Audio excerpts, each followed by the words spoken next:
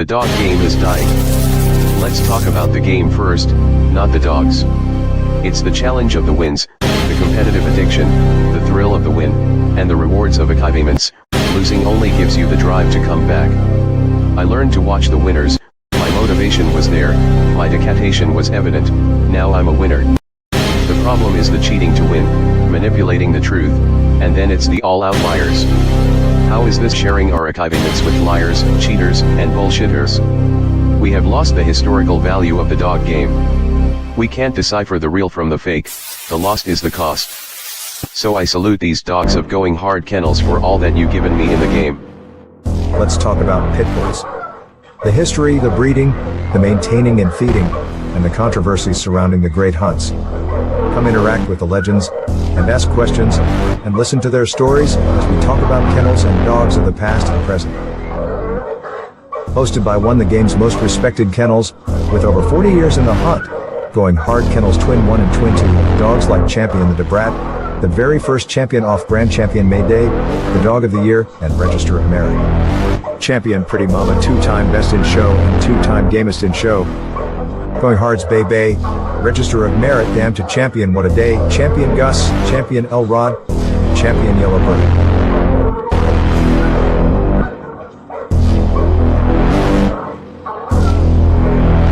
So pull up a seat, and let's talk dogs.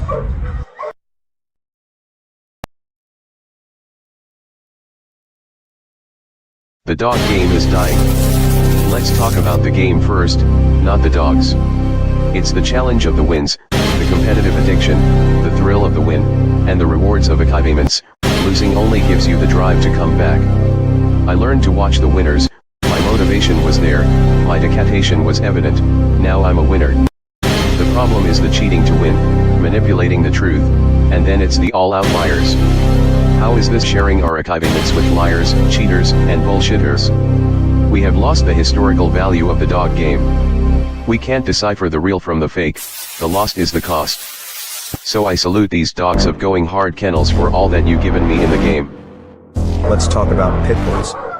The history, the breeding, the maintaining and feeding, and the controversies surrounding the great hunts. Come interact with the legends, and ask questions, and listen to their stories as we talk about kennels and dogs of the past and present. Hosted by one of the game's most respected kennels, with over 40 years in the hunt, going hard kennels Twin 1 and Twin 2, dogs like Champion the Brat, the very first champion off-brand champion Mayday, the Dog of the Year, and Register of Merit. Champion Pretty Mama, two-time Best in Show and two-time Gamest in Show. Going Hard's Bay Bay, Register of Merit, Damn to Champion What a Day, Champion Gus, Champion Elrod, Champion Yellowbird.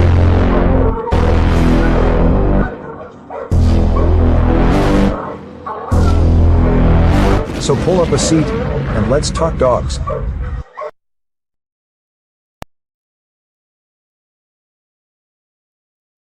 The dog game is dying. Let's talk about the game first, not the dogs. It's the challenge of the wins, the competitive addiction, the thrill of the win, and the rewards of achievements. Losing only gives you the drive to come back. I learned to watch the winners, my motivation was there, my dedication was evident, now I'm a winner. The problem is the cheating to win, manipulating the truth, and then it's the all outliers. How is this sharing our achievements with liars, cheaters, and bullshitters? We have lost the historical value of the dog game. We can't decipher the real from the fake, the lost is the cost.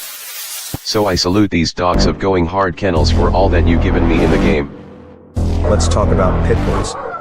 The history, the breeding, the maintaining and feeding, and the controversies surrounding the great hunts. Come interact with the legends, and ask questions, and listen to their stories as we talk about kennels and dogs of the past and present. Hosted by one of the game's most respected kennels, with over 40 years in the hunt, going hard kennels Twin 1 and Twin 2, dogs like Champion the Brat, the very first champion off-brand champion Mayday, the Dog of the Year, and Register of Merit. Champion Pretty Mama, two-time Best in Show and two-time Gamest in Show. Going Hard's Bay Bay, Register of Merit, Damn to Champion What a Day, Champion Gus, Champion Elrod, Champion Yellowbird.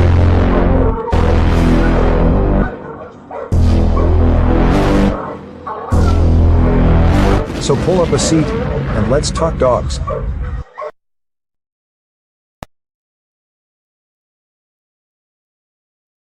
The dog game is dying. Let's talk about the game first, not the dogs. It's the challenge of the wins, the competitive addiction, the thrill of the win, and the rewards of achievements. Losing only gives you the drive to come back. I learned to watch the winners, my motivation was there, my dedication was evident, now I'm a winner. The problem is the cheating to win, manipulating the truth, and then it's the all-out liars. How is this sharing our achievements with liars, cheaters, and bullshitters? We have lost the historical value of the dog game. We can't decipher the real from the fake, the lost is the cost. So I salute these dogs of going hard kennels for all that you've given me in the game. Let's talk about pit bulls. The history, the breeding, the maintaining and feeding, and the controversies surrounding the great hunts. Come interact with the legends, and ask questions, and listen to their stories as we talk about kennels and dogs of the past and present. Hosted by one of the game's most respected kennels, with over 40 years in the hunt, going hard kennels Twin 1 and Twin 2, dogs like Champion the DeBrat, the very first champion off Grand Champion May Day, the Dog of the Year, and Register of Merit. Champion Pretty Mama, two-time Best in Show and two-time Gamest in Show. Going Hard's Bay Bay, Register of Merit, Damn to Champion What a Day, Champion Gus, Champion El Rod, Champion Yellow Bird.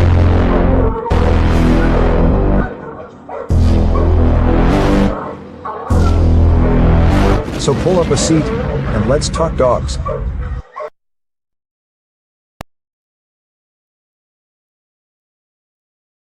The dog game is dying. Let's talk about the game first, not the dogs. It's the challenge of the wins, the competitive addiction, the thrill of the win, and the rewards of achievements. Losing only gives you the drive to come back. I learned to watch the winners, my motivation was there, my dedication was evident, now I'm a winner. The problem is the cheating to win, manipulating the truth, and then it's the all-out liars. How is this sharing our achievements with liars, cheaters, and bullshitters? We have lost the historical value of the dog game.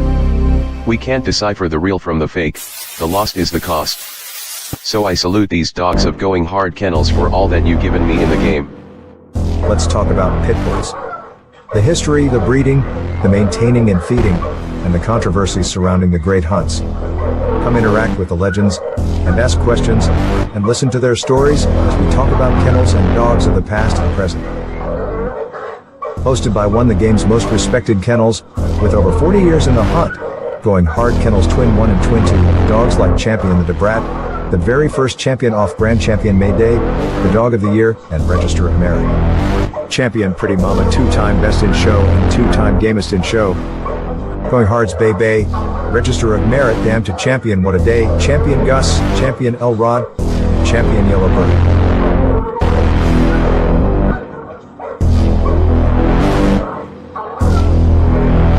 So pull up a seat, and let's talk dogs.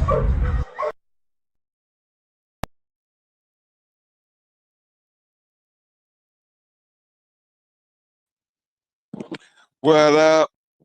What's up? What's up? Big shout out to everybody out there in the Shark Tank. Big shout out to all my people out there on the back street. Let's see, can y'all see if I got to turn this up a little bit? Yeah. You see what I got in the house right quick here. Y'all know what time it is. Y'all already know what time it is. When we talk about this on a Tuesday, we talk shit Tuesday. Big shout out to my main man, longtime supporter, the one and only Mr. Dickie Foster's in the house. What up, fam? Big shout out to another longtime supporter, my main man, Mr. David Morse. What up, fam? The one and only Bloodthirst #1, aka Abby 360 in the house. What up, fam? Yo, my man, Chico Nicholas in the house. What up, fam? Yo, my man, Mr. William Torres. I see you, fam. Long time no see, my man. What up, Tony Montana, American Pitbull Terry? What up, fam? Yo, Noonie. Yo, what up, fam? Mr. Noonie James in the house. What up, fam? Let me see here. Yo, my man, Mr. Supreme Excellence in the house. What up, fam? I ain't seen you in a while, Supreme. You know, I like saying your name like that because it made me feel like I'm one of them dudes at the boxing thing. And then in the ring, my main man, Supreme Excellence. Let me see. Kennels in the house, representing the 205. What up, fam? Yo, big shout out to Greater Than. Hey, I appreciate your comments, Greater Than, man. I'm telling you, man, you're an inspiration sometimes, man, because you hit me up on the comment section, and you know, when you put it out there, man, and you put it down, you put it down. You know, you don't hold no punches. But the reality of it is, you know, sometimes we have to accept the things for what they are. You know, and I like the way you put it across. Actually, it keeps us in check. It makes me go back and realize, you know, stop and think about some of the shit we saying and how we saying it, you know, because at some point, what might make sense to us might not be the same for others. I like the way you got me, you kind of put me back in perspective, bro. Appreciate that, your comment. Live your life, dogs in the house. What up, fam? What up, y'all? It's been a minute. Yes, sir. Glad to see you back, fam. Let's see here. Mr. O, what's good, fam? I see you. Big shout out to FO4K 1927 in the house. What up? Bam. Yo, want to give a big shout out to another long-time supporter, my main man, Mr. Derek Lockett's in the house.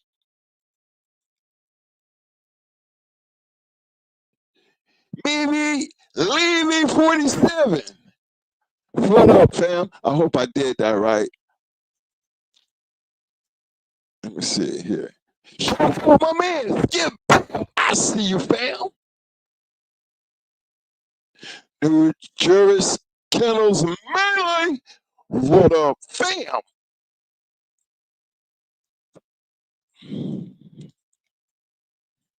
Let me see here. Make sure I got everybody here. Yo, small time. What up, fam? Big shout out to my main man, Mr. Trevor Leahy in the house. What up, fam?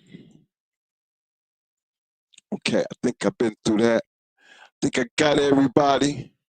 Hey, look, man, tonight, like almost every time we show up in here, try to bring something not new, but necessary, you know? Because there's only so much you can say about the dogs. And the one thing that I be trying to make sure of, the, you know, that just the explanation of some of the things we do and say doesn't correspond to, you know, some when you're trying to express things the way we be trying to express things. Even though we rough around the edges, but then sometimes I be forget, you know, I be thinking sometimes people be forgetting that we're not young. You know, it's like almost, I'm saying like Floyd's older than me. You know, McNasty and most of all the Eminem, all them dudes is, I think, other than maybe Eminem, maybe he got a year on me. But people like J-Bo, and they up there where I am. Bakari, they're not up there where I am. Who else is up here where I am? Mama, he's up there where I am. Ohio Cash is up there where I am. See, these are all older gentlemen that are just a little, we're almost around the same age, but considering their experience by the time we had got in and ran into these people, they were a lot more experienced than, I mean, you take Jesse and Tony, they were younger than us. I think Victor is almost our age. So, and you think about even those guys and the influence that they had on the things that we did in this game. You know, so I'm one of them people who believe age shouldn't make a difference, because again, I know Nate, Joe, they're older than us, but not by much. And I sat down and I was thinking about last week's. I think that was Friday's show, and it kind of disturbed me because it seems like every time we run into these fallouts, sometimes it's almost like, for me, at least for me, it's almost like, is it really worth it? You know, and I really do. I come up with an answer because it's one of them things that if I didn't want to do it and I didn't think it was getting through, or you know, or I'm wasting my time. At this age, it's really easy to walk away from things, especially if you're not in them. But one thing I noticed about, Mo, and he my twin. So, like I tell y'all, there's a difference between me and him. I mean, y'all would have to know us personally, but we have done enough shows that I think there's enough people out there that should know the difference between me and this dude. See, Mo is more fiery up, and he stands on strictly business, because, and I feel him because he put a lot of work, he put a lot of time, he's lost a lot, dealing with these dogs being stolen, losing wives, all that, because he always was going to be the one to put the dog first. Me, I'm more of the other dude, the one that just sit back and just be strictly stuck on business. Care what the damn people look like. I really don't give a damn about dogs. There's no need for me and you be never trying to know the same thing. You be good at that, and let me be good at this. That has always been our thing.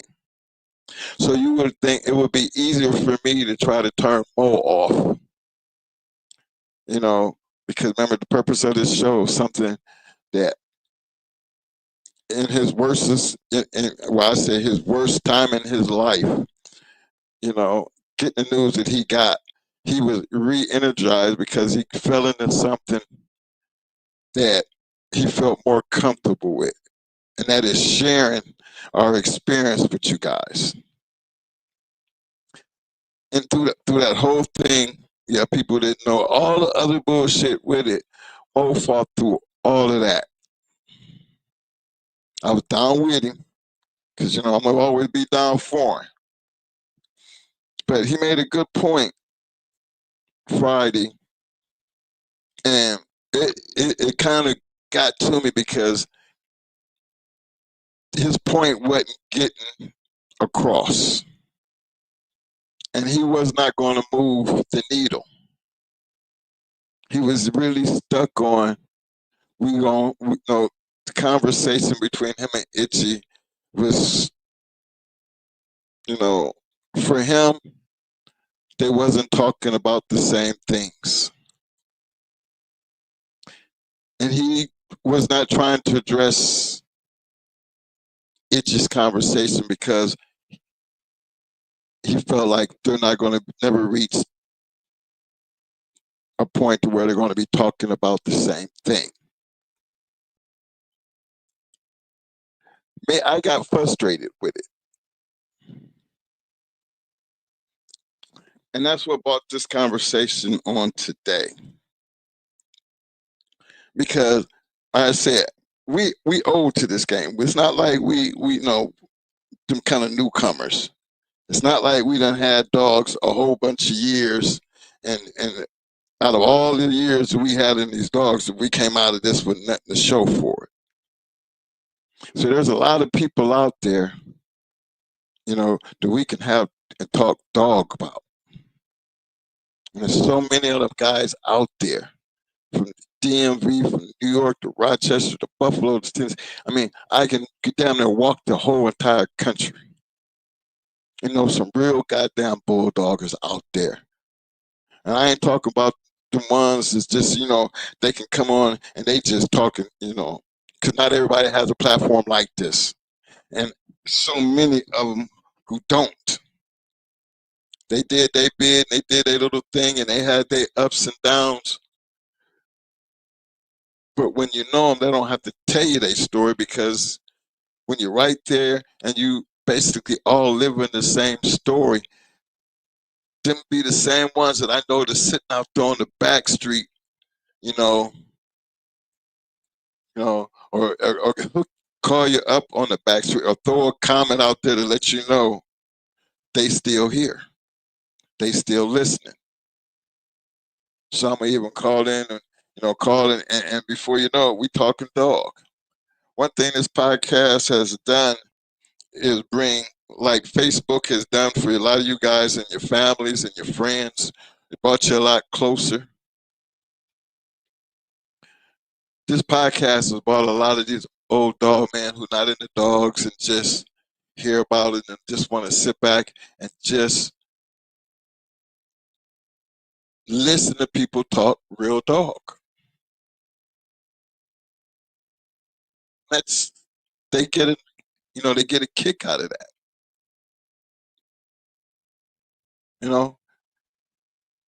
Won't come on the show and talk about it, but I'll call you on the phone in a minute. Twin, you remember this? Twin, you remember that? Remember that night?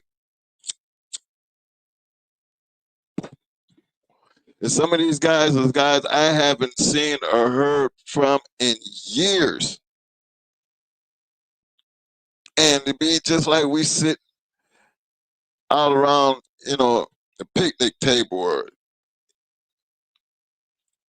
out in the backyard talking bulldogs, 3-4 hours just talking about these damn dogs and the people. And my conversation for tonight was going to be, something that somebody said to me a long time ago, and my dad used to almost say the same thing.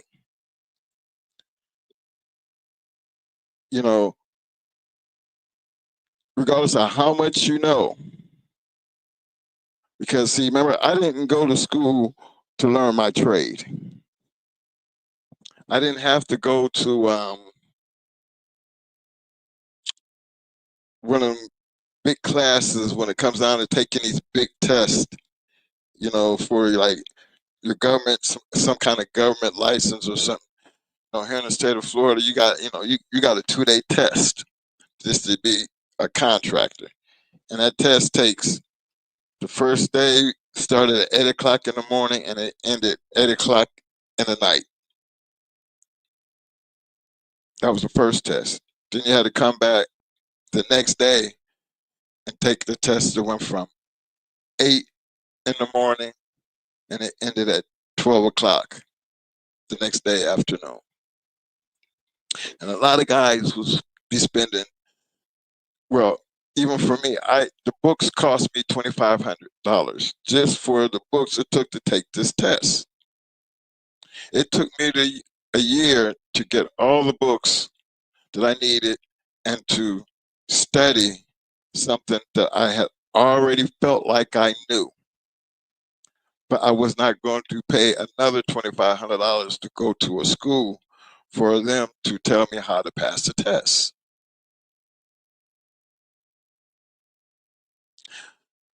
You know what I mean? And I don't brag on myself because I'm going to tell you, y'all, the first time that I took the whole entire test, I failed it.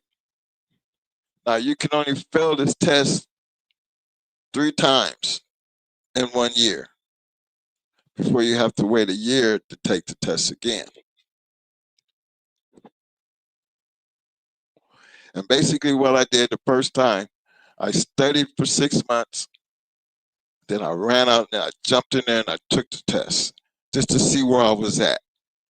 Got a chance to look at the scores from the first and the second day, and in the end, the first day, that first time I took it, I was at a 59. You needed a 70 to pass. Fellas, I had a 59. But I wasn't discouraged. And the thing is, you don't know what answers you got wrong. But it didn't discourage me, because what it basically did is set me up to take the test the second time. But the second time, I did it different. The second time, you remember that day, that first test where you got to go from 8 from 8 in the morning to 8 at night? Everything that it was associated with contracting, business, legal aspect, safety aspect, nothing to do with the trade. Everything to do with business, accounting. I'm terrible at numbers.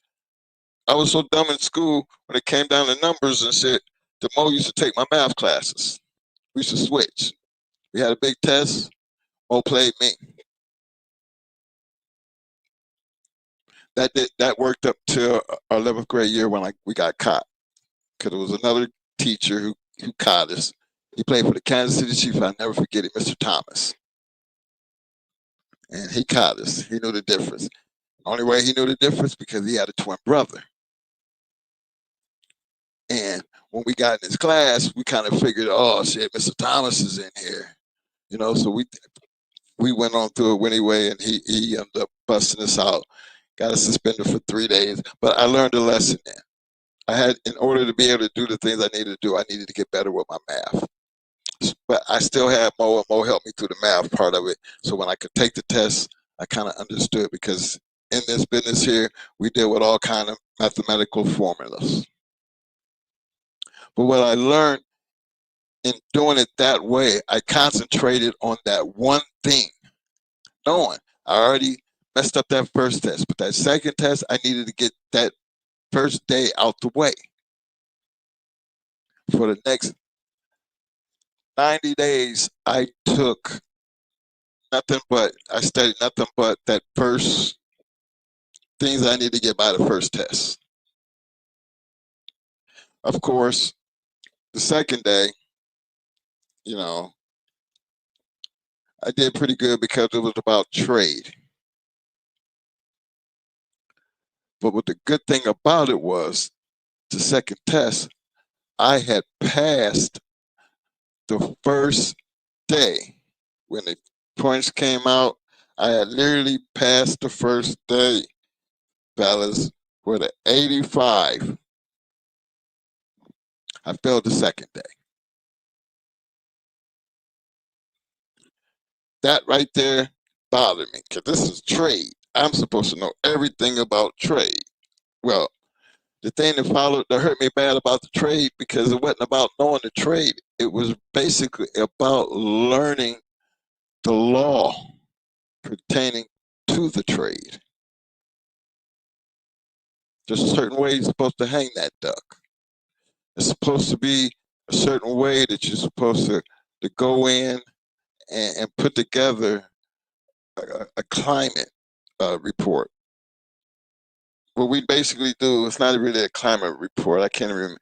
It's basically when I'm designing a setup, I have to include the walls and all that kind of the windows and the insulation and all these things. And you got to play with these numbers based on square footage and CFMs and BTUs.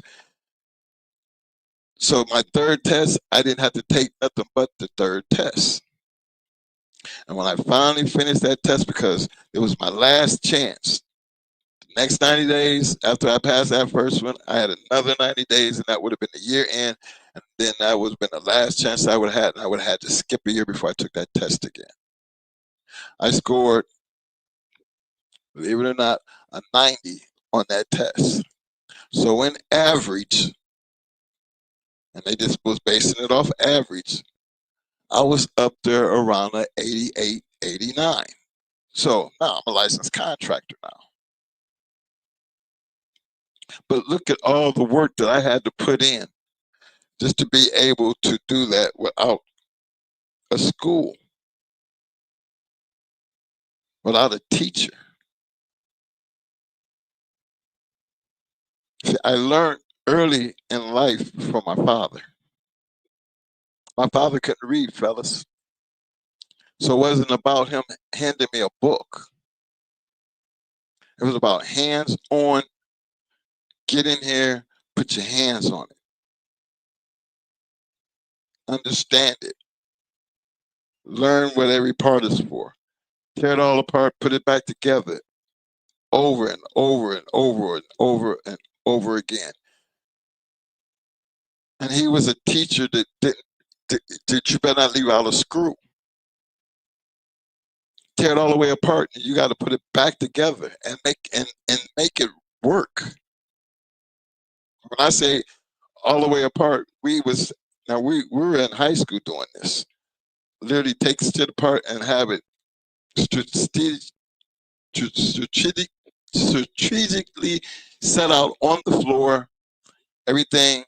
When he walked in, he already knew what he was coming in looking for. The evaporator, because the evaporator, taking the evaporator out of the refrigerator, you had to take it out, take a compressor out, ACs, take everything apart, have it all out there on the floor. So you got to remember the wiring, because you got to put it back together. That right there taught me a lot. It actually helped me out in life, because the most important things to be successful and be a master of your trade is how well you pay attention to detail.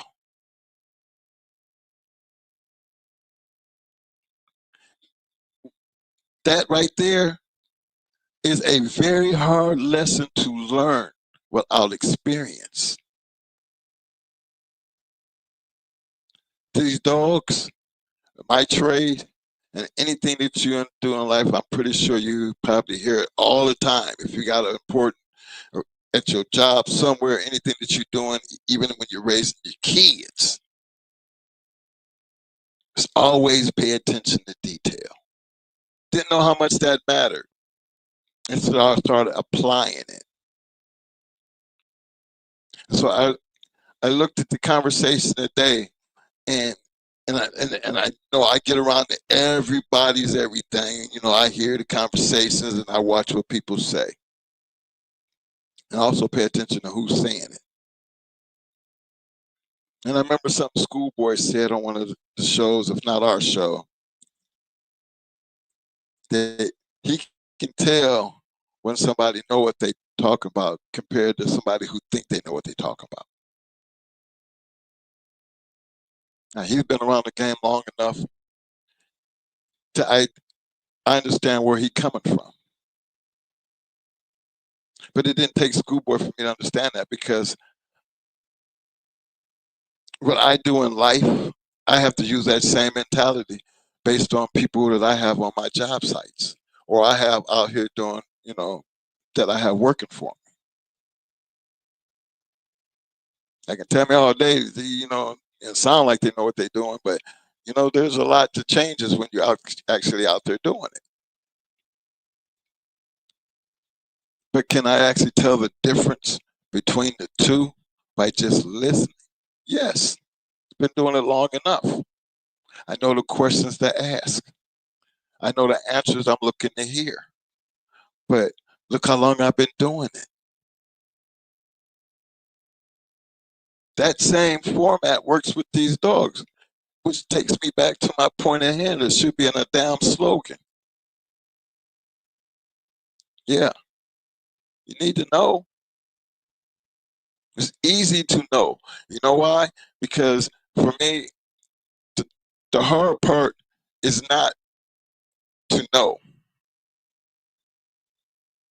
You can go and with all the technology y'all have today, you're going to hear There's nothing that you should be able to find. Hell, if we had YouTube back in the day, you know, there's a lot of things that I could have been shortcutting on. And I mean, and I use it today.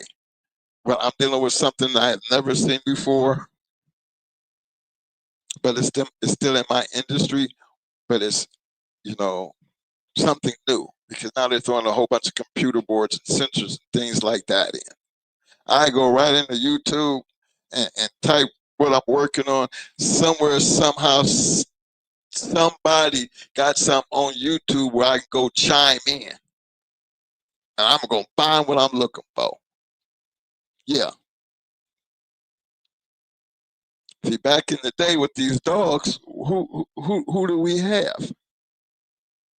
We didn't have that luxury of all that information. But then that's why we talk about the people of the past.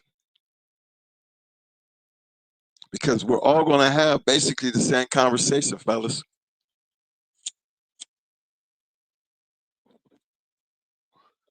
Them old dudes, here, I'm going to share something with y'all right quick, just to give you an idea. My man Vernon Starr, hold on. My man Vernon Starr calls it, Vernon said, I call it the YouTube University. Yes, sir. Yes, sir.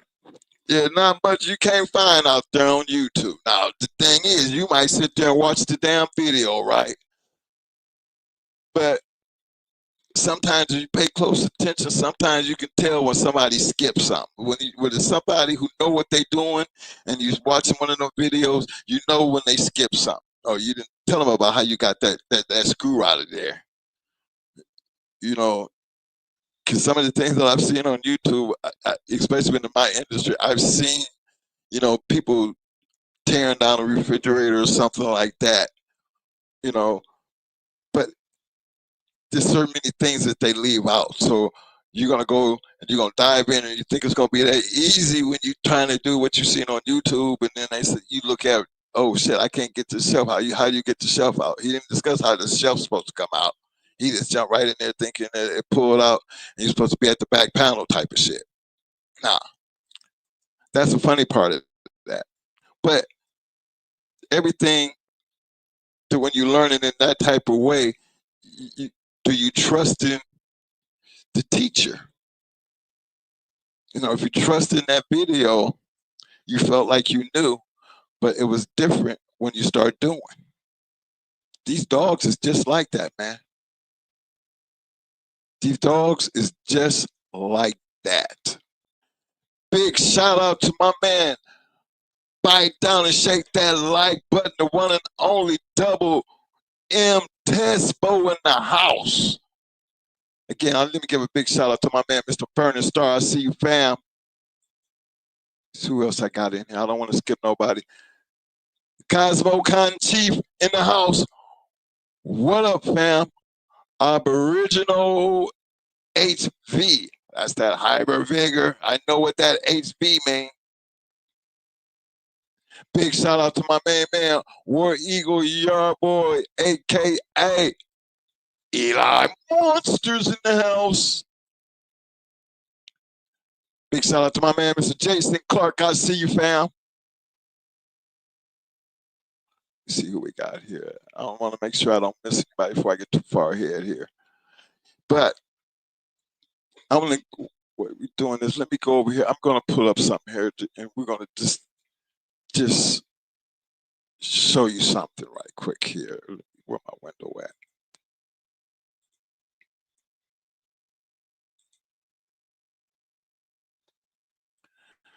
And I hope y'all could be able to see this. I'm hoping so. Hold on, let me make sure. You see, I'm gonna start here at the top.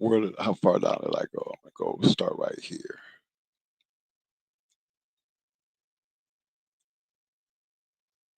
All right, I'm gonna start right here. I'm not gonna tell you about this interview. Who's doing this interview right quick? Who this belongs to? I'm gonna tell you in the end. And some of y'all might just catch on a little bit before then, or you've seen this before. But what I'm trying to get out of the conversation, what I'm trying to show you today, is the mind frame and the way of thinking has not changed. Now, this person was asked, do you believe the old time breeders were better than the modern breeders? So right now, y'all don't know what time we're talking about, what era we're talking about, what type of dogs we're talking about, who's the dog man is answering the question. But if you follow along with me, some of y'all might pick up on it. But don't give it away, not yet. He says, I don't really know, but let me give you an example. Earl would usually take all the females out of a litter when they were born and kill them. He didn't want anybody to be able to breed his stuff, and he didn't sell many dogs.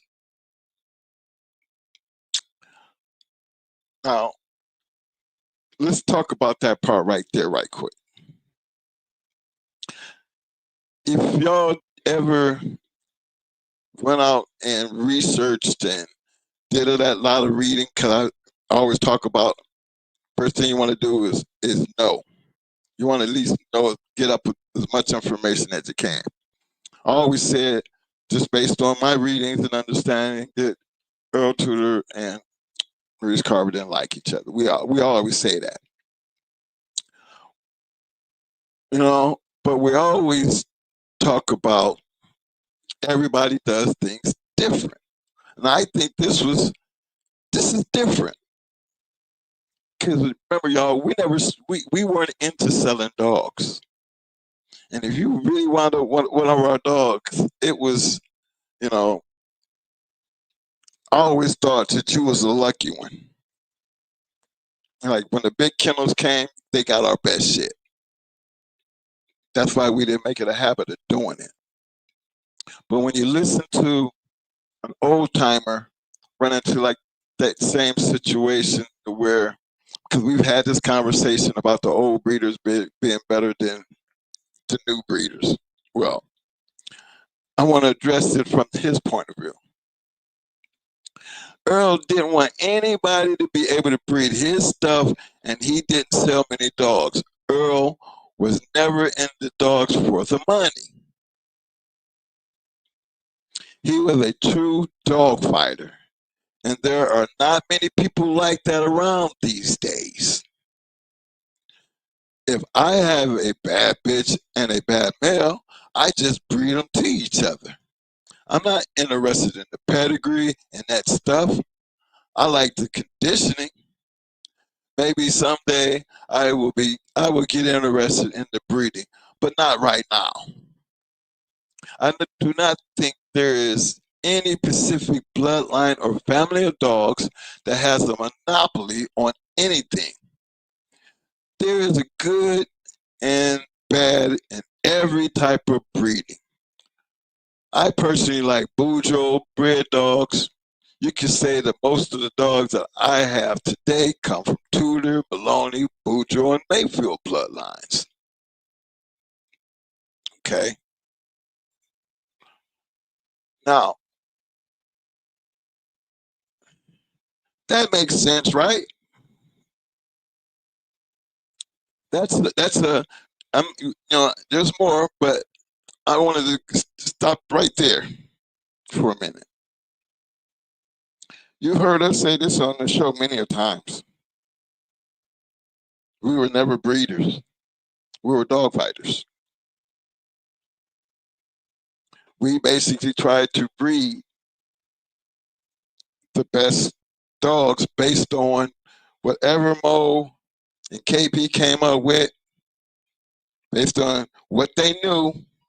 Remember, that's what they working on. This is all you always is talking about, you know.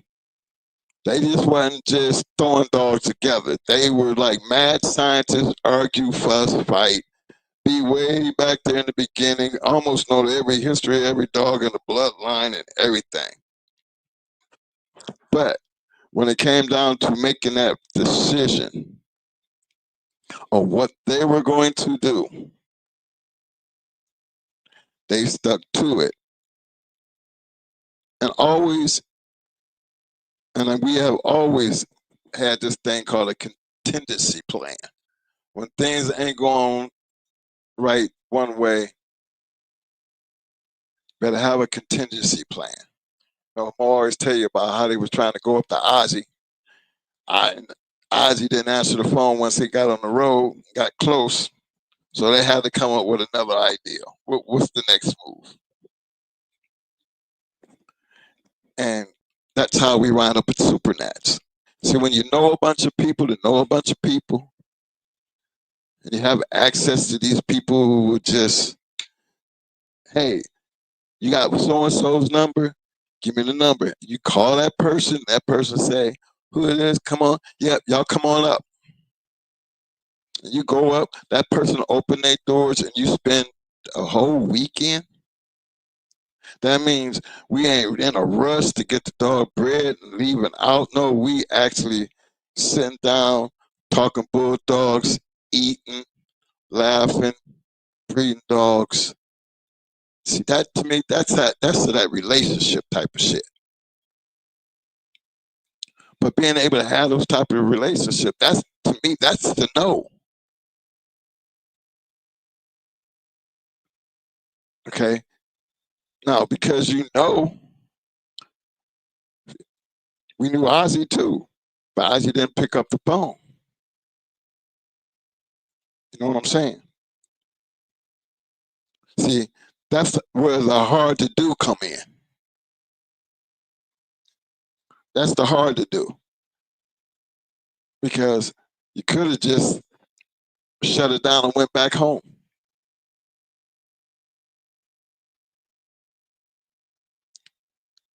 But because you know, and that didn't work, you utilize what you know and you try something else.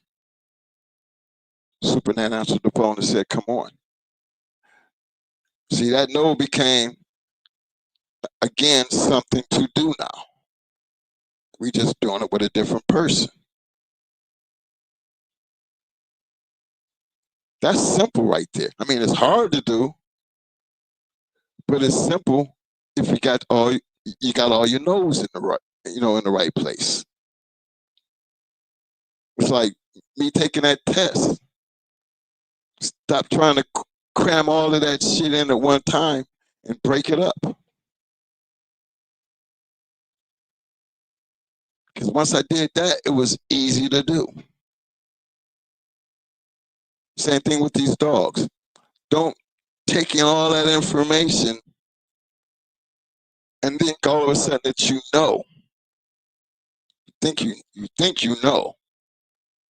You almost talk like you know. Remember, that's what made Dougie so interesting. And a lot of guys out here. It's very interesting when you hear them and they in the know.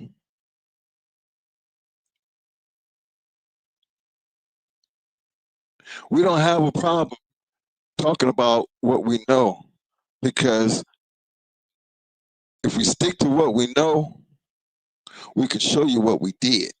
See, that takes care of our to-do part. Not only can I tell you about what I know, I will show you based on what I know, based on what I did. That is not putting us up on no pedestal. That don't make us better than nobody out there. But that should show you guys, is that we are sharing with you our experience in the American Pit Bull Terrier dog game based on what we knew, who we knew, and what we did.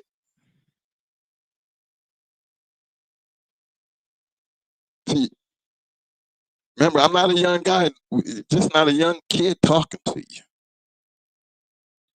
You know, when Moby up here, he's just not somebody like some of the other people that I see. Hold on.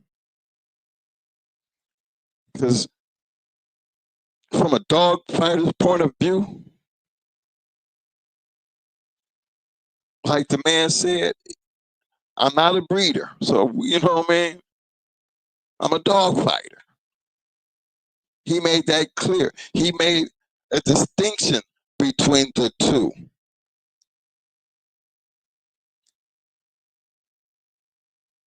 That's the point. There is a distinction between the two. It's just a matter of what you're trying to do. Earl made it clear. He said Earl made it clear. He wasn't letting nobody get nothing out there of his. So that should take care of all that talk about Earl Tudor out there selling dogs. Cause I don't know where y'all got that from. I don't even know where y'all read that at. So when I heard that, I'm taking it that when you arguing that point like you know, then how much do you really know? Especially when it comes to things like that. And there's just, to me, there's enough information out there that we all should have we all might read something different. The same thing, but see it something, like it's different. But just understanding that part. He didn't say the old was better than the new.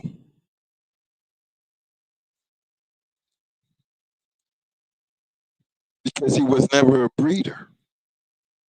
He never felt like he was a breeder.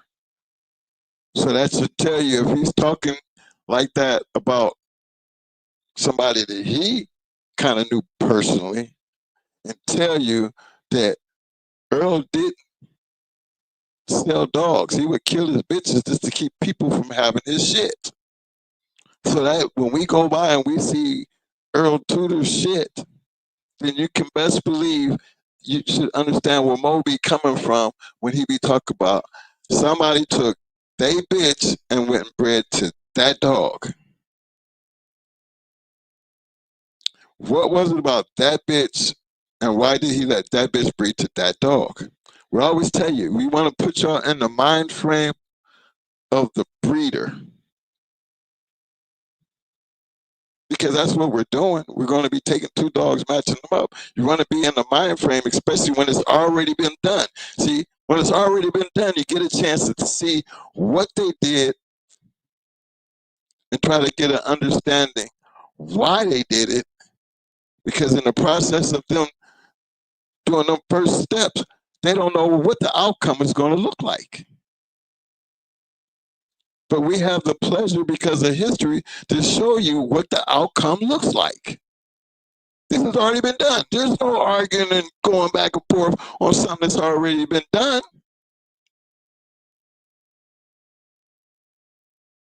Here, where you don't have a chance to talk to Earl or talk to some of the great dog men out who have produced these dogs, but then you got enough of them out here that, there's been some interviews done that I think was very, they were interviews, but they didn't get to the heart of the matter of, come on, what made you do that?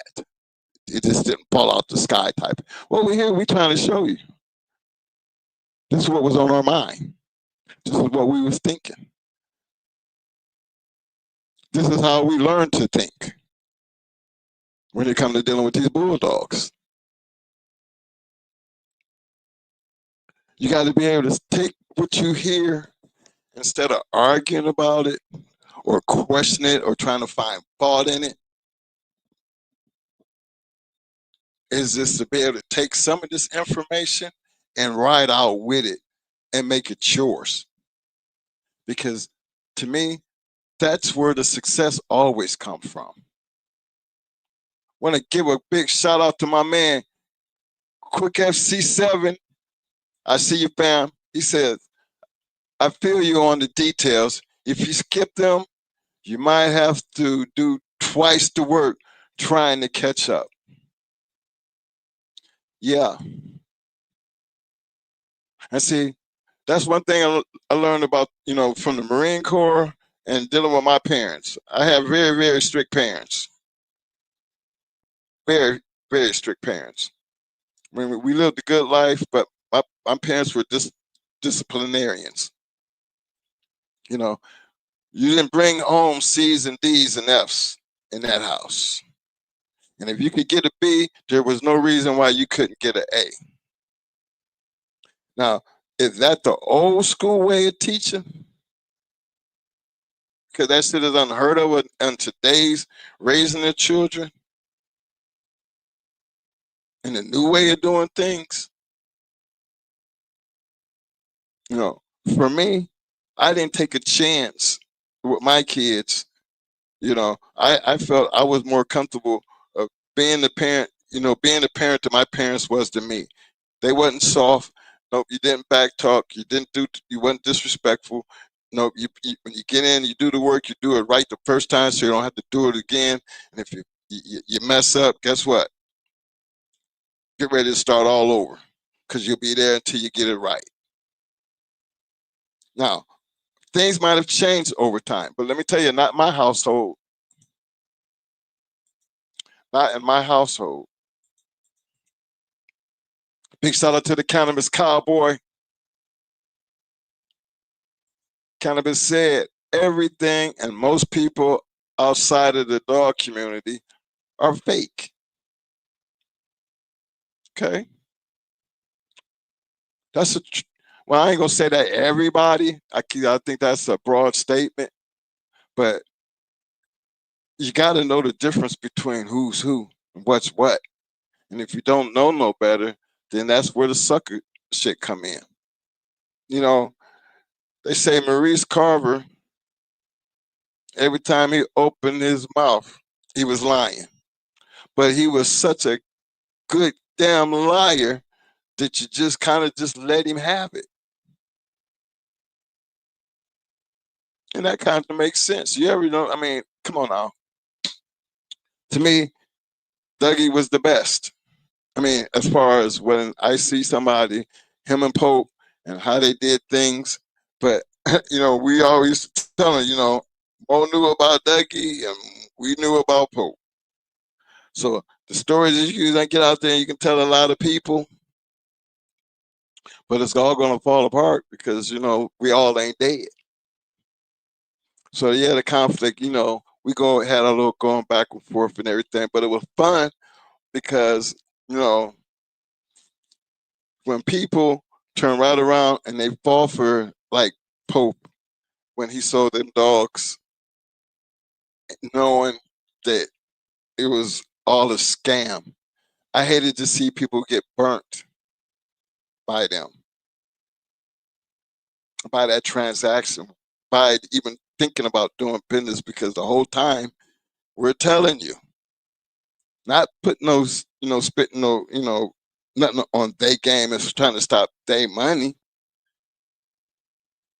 But for those who knew and was around back then, no, we're telling you about these people here. And if you're going to be doing this, then own your own problem. Because all we try to do is keep it real as possible. Because, it's hard to keep telling the same old lie, because somewhere along the line you're going to trip up. What was the biggest lie told? That the dog was bred the way they was bred, and in all reality, they weren't bred the way they was bred, and they weren't even good dogs.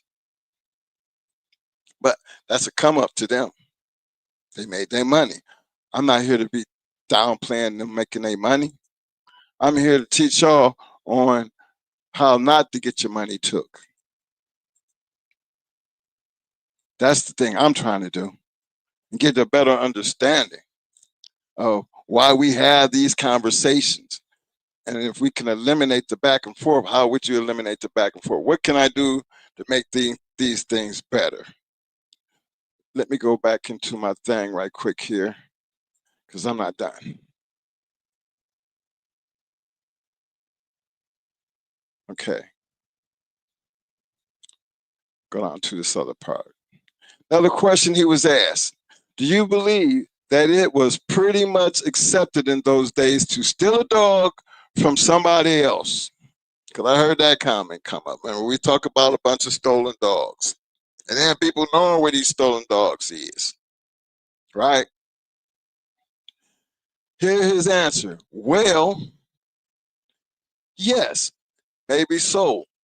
Earl told me that if you want to be good at anything, the first thing you need to learn is how to cheat. Because if you know that, then nobody can cheat you. He taught me how to cheat first, but I've never done anything like that in my life. My pride wouldn't let me.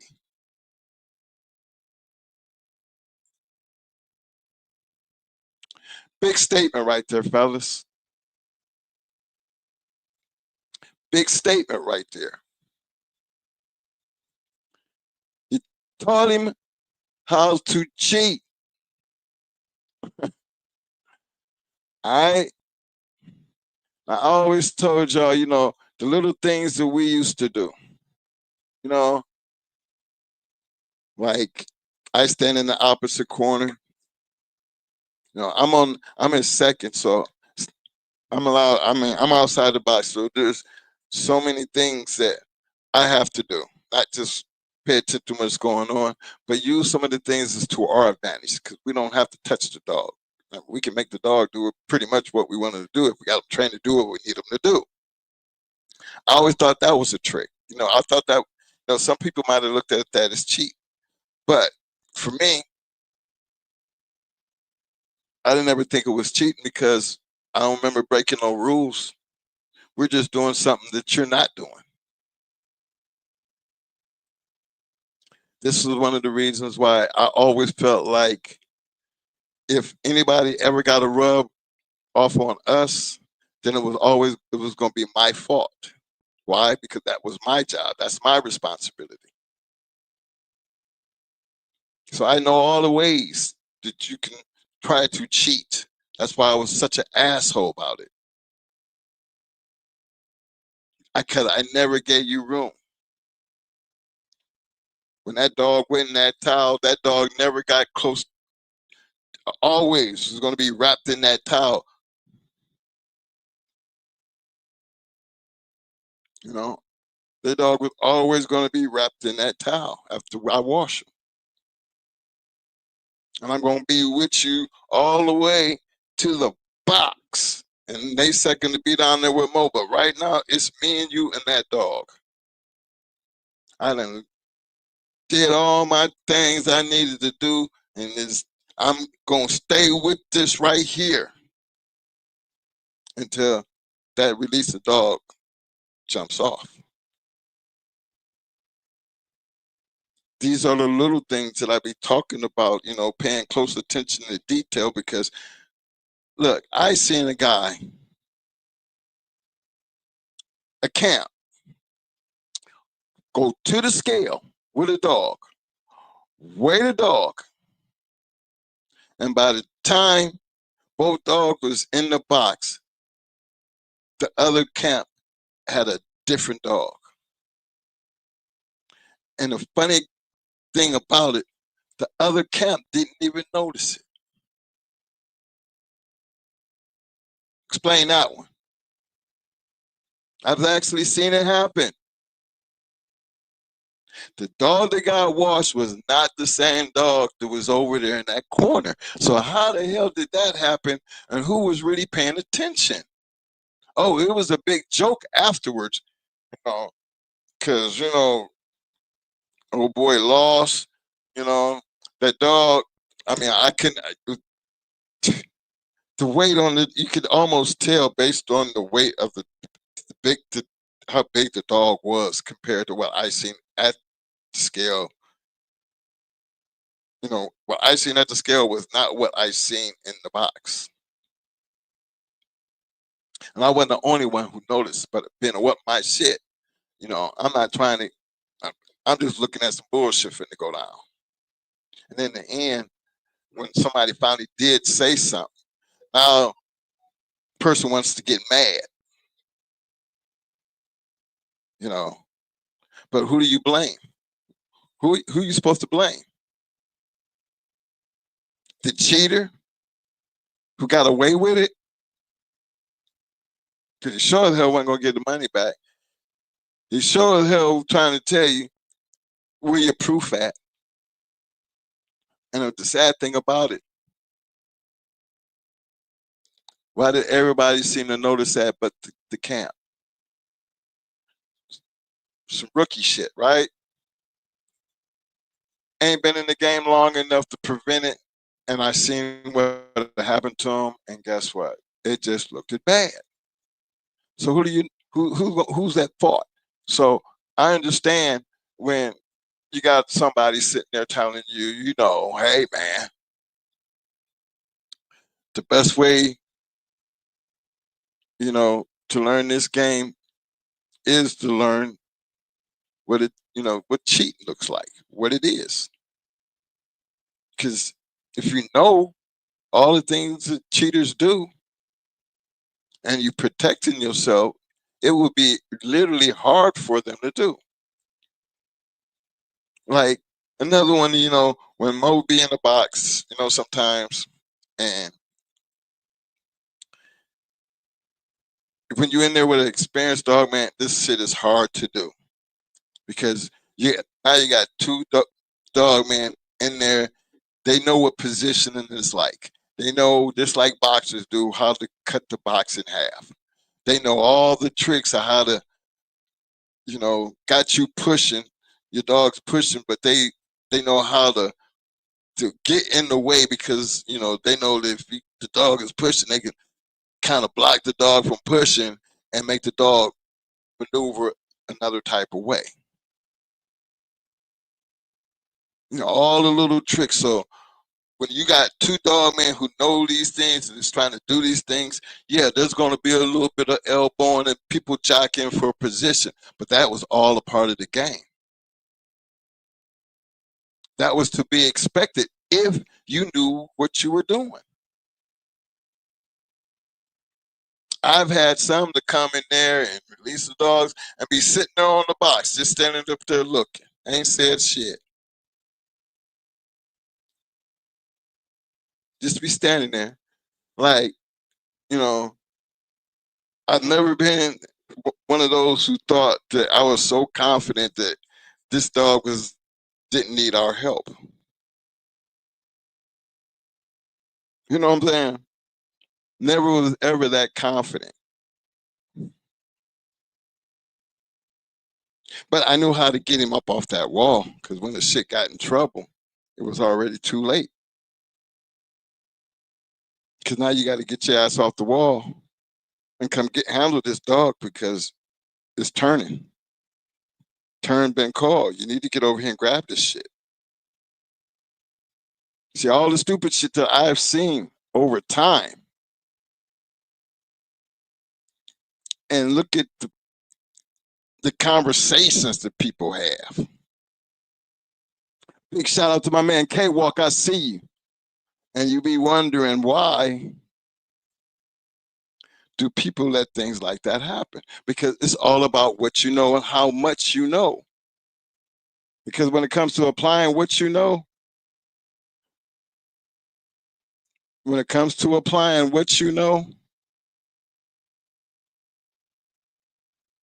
your results in the end, it will show just how much you really know.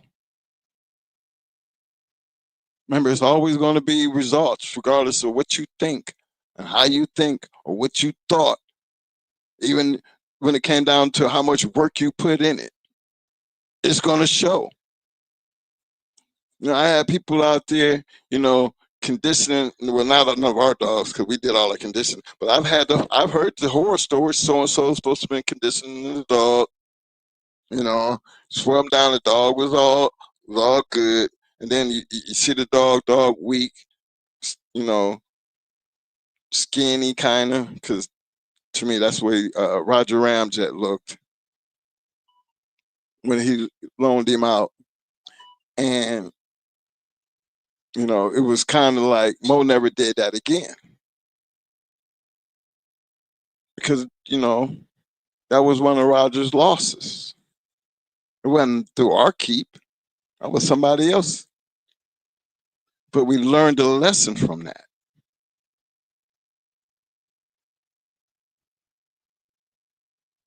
We learned a lesson from that.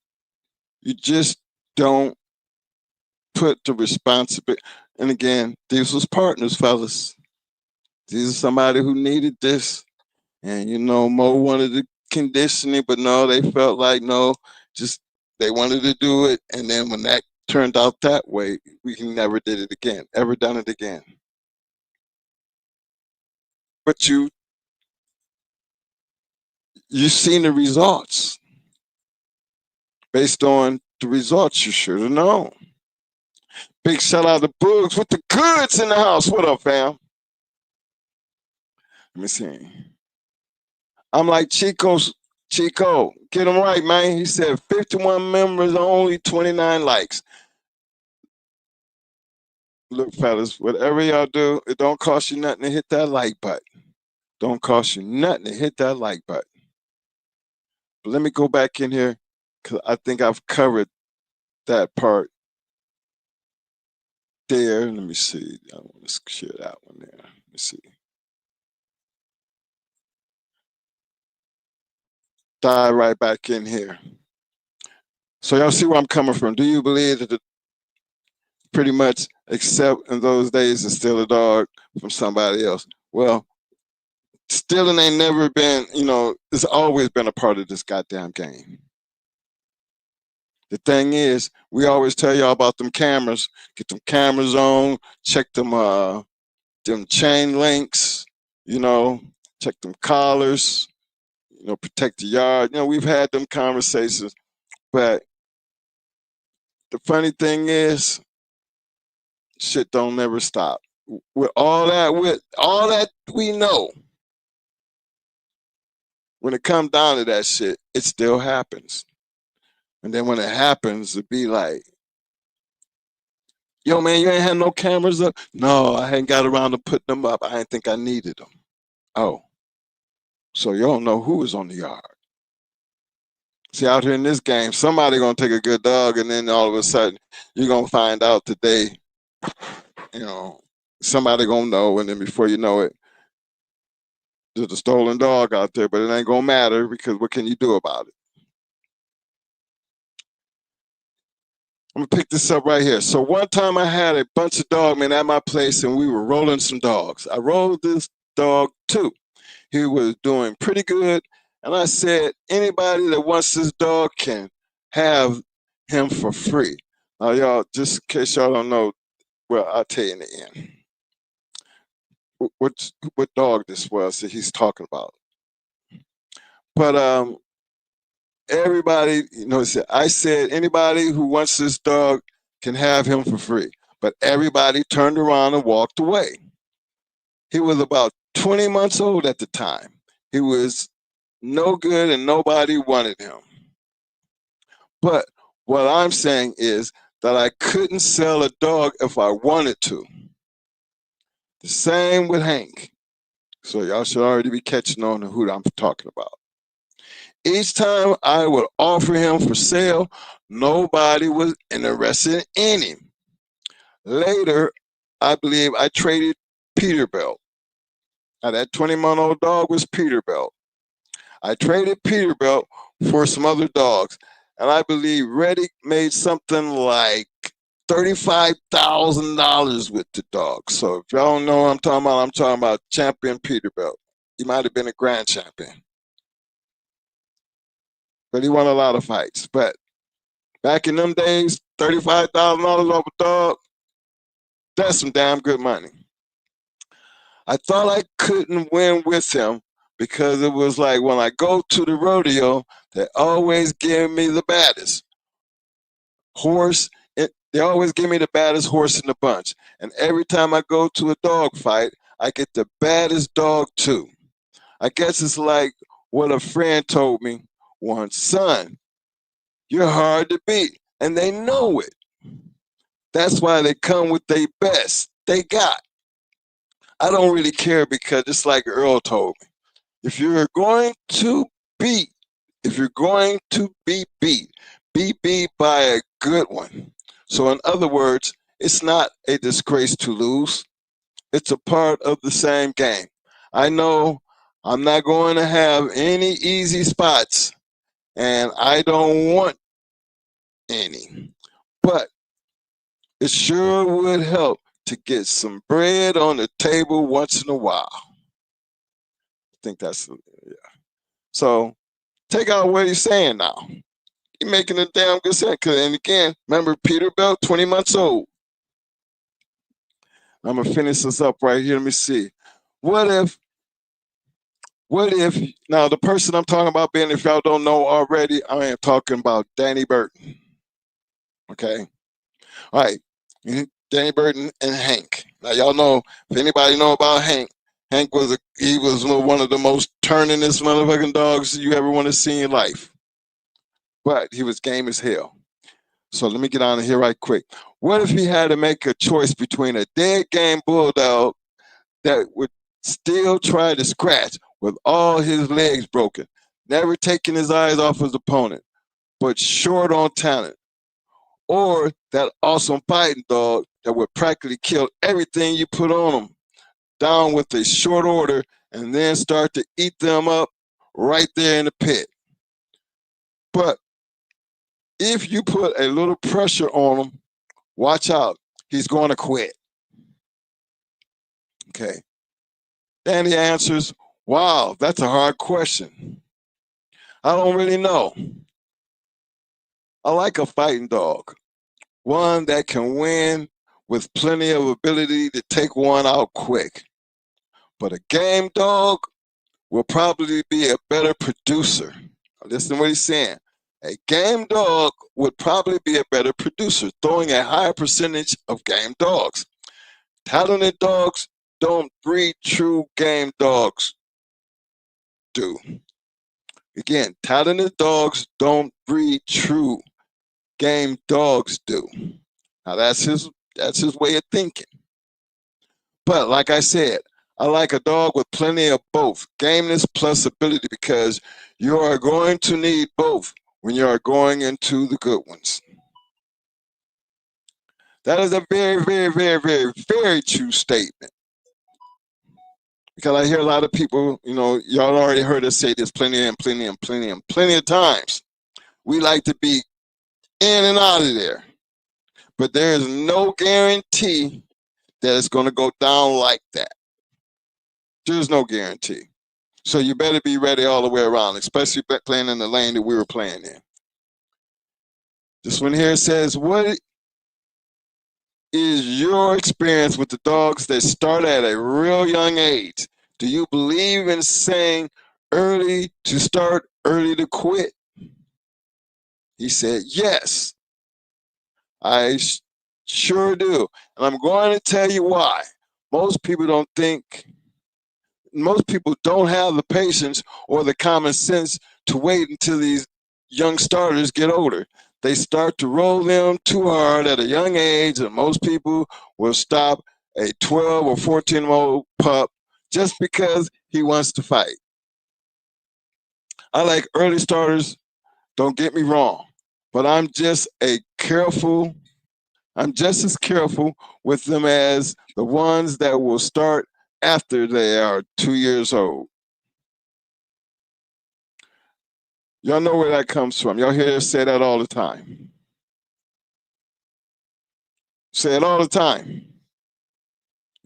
Only on them certain occasions have we ever done that. But then we had exceptional dogs. Not all of them, hell, Roger didn't start until he was 3. So, yeah, Mo has always been one. He 2.5. Nothing earlier. And we had a lot of early starters. Well, Brat, she was a real early starter. Yeah, she was matching Brat was matched at 18 months, and a champion before she was 3. But she was a very exceptional dog. If we could have really found something that really could really put her to the test, because you got to remember, we had Brat and Mama on the yard at the same time. Now, we already know. We don't think we didn't take a look. Come on now. Got to be kidding. How do you condition your dogs, and do you believe in the use of steroids? I had to jump out there and get that. Okay, I prefer the cat meal as much as most dogs are looking scared on a treadmill. A cat meal is on the ground, and I believe that it's more natural. I like to work them in I like to work them in sessions each week. Week 1 will be first cycle. Week 2 will be second cycle, and so on. First, you have to pre-keep a dog so he will be ready to work. That's the key word, preparation. When have y'all heard that shit before? Then, when you start out to work, you have to gradually increase the distance. That's like working up to a peak of time and distance in every cycle. I like to give them a hard workout one day, like 100%, and then the next day I work them a little less hard, maybe 80%. Then the next day I work them 70%, followed by a rest day. Then I work them hard again, like 100%, but I keep building up the work so that in the end, a light workout is still like 100% workout compared to the first few cycles. The best results I had was with dog that was worked 8 to 10 hours a day on a cat meal. 8 to 10 hours on a cat meal. That's really true. These two dogs, I worked them like this. I worked them 4 days in a row, one with one rest day. Work them one day and give them another rest day. The one dog conditioned like that killed his opponent in 39, and the other one won in 2 hours. And the dog was so strong after the fight that he could have walked home. If a dog is in pretty good shape to start out with, I can get away with 6 weeks. But if a dog is fat and out of shape, I need at least 8 weeks to condition one. Now, steroids, I know they are controversial, but I think they work. Is that Danny Burton talking like that? That's Danny Burton talking like that? Okay, hold on. But you tell me why all these athletes use them if it wouldn't make any difference. Huh? I've tried all the steroids, and I don't claim to have the key answer, but I honestly believe they make a difference. I tried testosterone, equipoise, Winstrol, and some other anabolic steroids. But so many people use them in different ways that it's hard to say what is the best. Equipoise is usually 1 meal per 50 pounds, a body weight once a month. But I don't use that anymore because it has a lot of side effects to the liver and so on. Plus, it kills the live sperms in the male. The steroids I use now are basically human steroids. Testosterone is the basic steroid of all steroids. I don't use testosterone because it has a tendency to increase the sex drive to an extreme. And you can tell when they be using it because you ever seen one that be in the box and he trying to fuck the dog instead of fight it? That's what that shit comes from. But yeah, fellas, this was Danny Burton. You know when this interview was done? 1989. 1989. Y'all see where I'm coming from? 1989.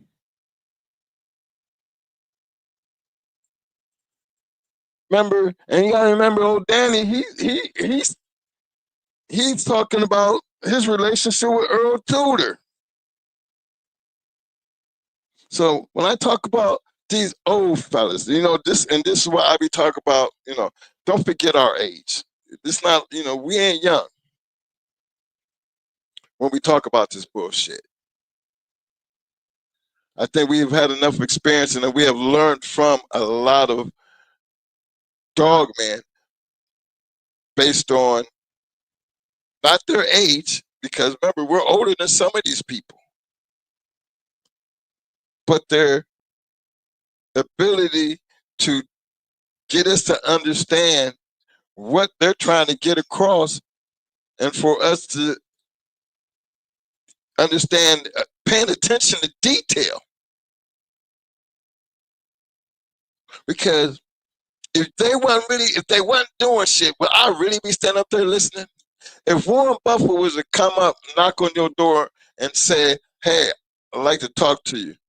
I've heard a couple things about you, and I wanted to give you some insights, and maybe I could help you out in you succeeding on doing what you're doing." All I'm going to do is offer you this information. All he wants to do is give you the information. It's what you do with this information I give you. Now, when some people tell you that, they always, when they always, you're thinking sometimes that, they don't give you everything, no, twin. They don't give you everything. That's bullshit. That's bullshit. Because if they don't want you running talking about you, so-and-so taught you this, and you do some dumb shit based on something he told you to do. Most of the time when people are really trying to help you, they're not going to bullshit you. The real ones. I mean, again, I'm not here to tell you how to judge people. But I am actually trying to get you to understand not everybody's a bad person. You just have to have enough knowledge and be able to have a little bit of common sense to understand what's being said to you and how can it help you. Because for me, that has always been important. And is everything that we do on this show, all the conversations, all the interviews, all the things we talk about, even our faults, all the way down to the dumb shit that we have done. We don't leave nothing out. But yet we can still tell you, show you why and how we were able to do a lot of the things that we were able to do with these dogs. Look at it for yourself. And we're nothing compared to everybody else that we've dealt with. Nothing. You feel what I'm saying? We're nothing. So when we be looking for the insights on that kind of shit, big shout out to my man J-Rock. I see you. Big Capper, what up? Oh, anytime I see that name right there, Ben Brockton, all you got to do, because of that, Big Capper, you're in the house. But if you give me any reason to make you think that you trying to use that fake shit to come over here and be an asshole, you be the first one up out of here. Quick. Because you don't know how to act. I hate being one to keep my foot on your neck, but you're all right. Don't fuck it up for yourself. So, but this is it, fellas. Anytime that we're trying to do the things that we're doing, it don't have nothing to do with no hype. Don't have nothing to do with accolades or anything else. Because the same things that we try to show y'all based on the conversation and the people, you have to understand that when we tell you we learned this from other people, we really did learn this from other people. If you see us breeding like certain people and can turn around and sit here and tell you why we breed like certain people, and then turn around after saying we doing and why we doing this, show you the results of what we did based on these certain people. And if my shit look like they shit, then that should be enough for you to understand why we done the things that we done, why we were able to be successful based on the things that we done, why we had great conditioning dogs. Why? Because we learned from people who are already doing it, who are willing to share out of respect.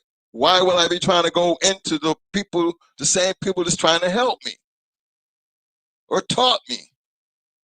That don't make sense to me. You know, integrity and loyalty and honesty, you know, and honor is just big. You just heard Danny say, man, you know, Earl taught him how to cheat, but he would never cheat because he's not that kind of person. But because he understands what people do and how to cheat. See, I didn't even read the part about, you know, how you prevent people from cheating, because once you knew how they cheat, then you had different things, and you would almost hear the same thing that I told you, what the shit that I did when it came to me preventing people from cheating. But I don't even want to go into that because I don't, you know, what they used to do back in the day. They used to get you used to get your ass kicked, and then the first thing you want to scream out there, "Oh, he rubbed me, he rubbed me." Ain't nobody got no evidence of the rub. Then they would throw it all in the journal and have it running around, and they just don't want to accept the fact that they just got their ass beat. Because what proof do you have? Because that became a big argument, even in the journal. How you just gonna call somebody cheating? Oh, the dog did this, the dog did that. But then, once again, where is your proof? And you know how we feel about that. You know, you can say a whole lot of shit out here. But just because you say it don't make it true. That's why we be bringing them receipts.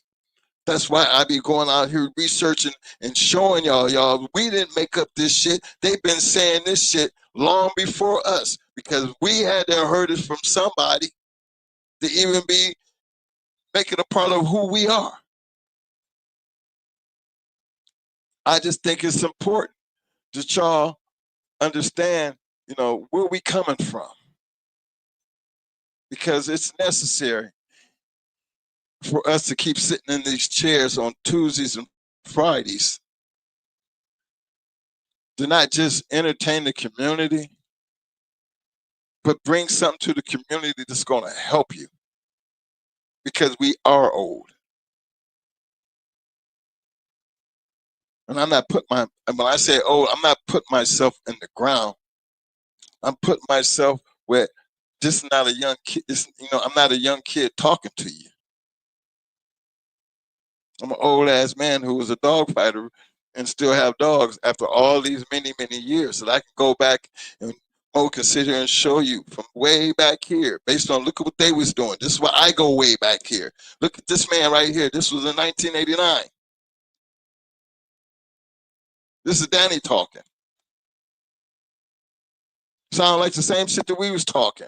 Well, if you had took and put all the bodies in between Danny and our era, then there's a whole lot of people talking like that. I just haven't got around to all of them. That's all. My man Cannabis Cowboy said, "I'll never trust a normal human being again. Gotta be a American Pit Bull Terrier, brother." Hey, man. Let me tell you about people, man. And again, I'm business, period. Give a fuck. I got my money on my mind and my mind on my money. And sometimes that can be hard to do. It's easy said than done. But then that's why I'm trying to help this process. Because if it couldn't be done, then, you know, we wouldn't be talking about people who were able to do it. And I feel like we are just, you know, them people, you know, that we're using our experience and our history to show you it's not impossible. It's not impossible. It really can be done. Not to sit here and tell y'all to make us be bigger than anybody else. The only reason I feel like that when we have them people out here to think we bigger than everybody else, because it's them people that I look at, how far down the totem pole are you? Because if I'm sitting here telling you there are so many people bigger and better than us, how in the hell are you trying to tell me us, putting ourselves in their shoes? See, gotta remember, fellas, even though some of these guys are about our age, some of these guys started off into them Bulldogs a whole lot earlier than we did. Like Eminem and M. Remember, they daddies was growing up. There's a whole lot of people who had family members who got goddamn decades and lifestyles. They grew up around these motherfucking dogs. We grew up around dogs, but they weren't pit bulls. Whole new kind of animal. Whole new different type of game. A lot of them guys had to jump, big jumps on us. But they were able to carry a family legacy of dogs. And y'all, if y'all pay attention to history, it has shown you. Now, most of the time, the kids be the ones that fuck it up, but, sometimes that take, 1 or 2 generations, but hell, to take a whole generation to be able to call it yours. That's all I'm saying. Pay attention to what's being said instead of paying attention to who's saying it. Because I never wanted to feel like that we was better than anybody. I always felt like, show and tell always came when it came down to when you climbed over that wall. And at the end, who was the best man standing? The dog's gonna tell the story. Nothing else mattered. Nothing else would ever matter. Don't make no sense to be arguing when that's all we had to do. Get your shit, get my shit, I'll see you in 8 weeks. And still shake your hand in the end. So I understand the comment, it's okay to be a loser. You learn from it. That's all. Just wasn't your day.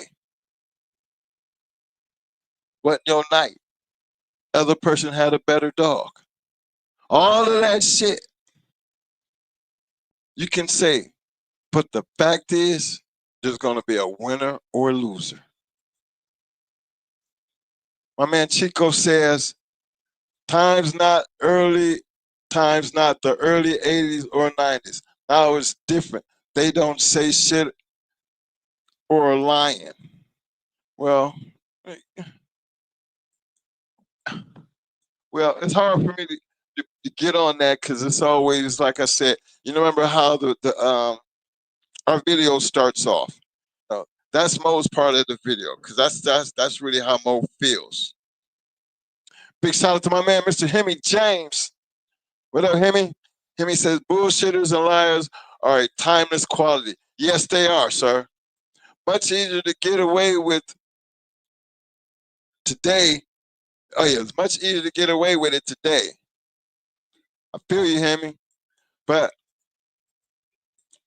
that's because look at all the damn platforms that we can, look at the customers.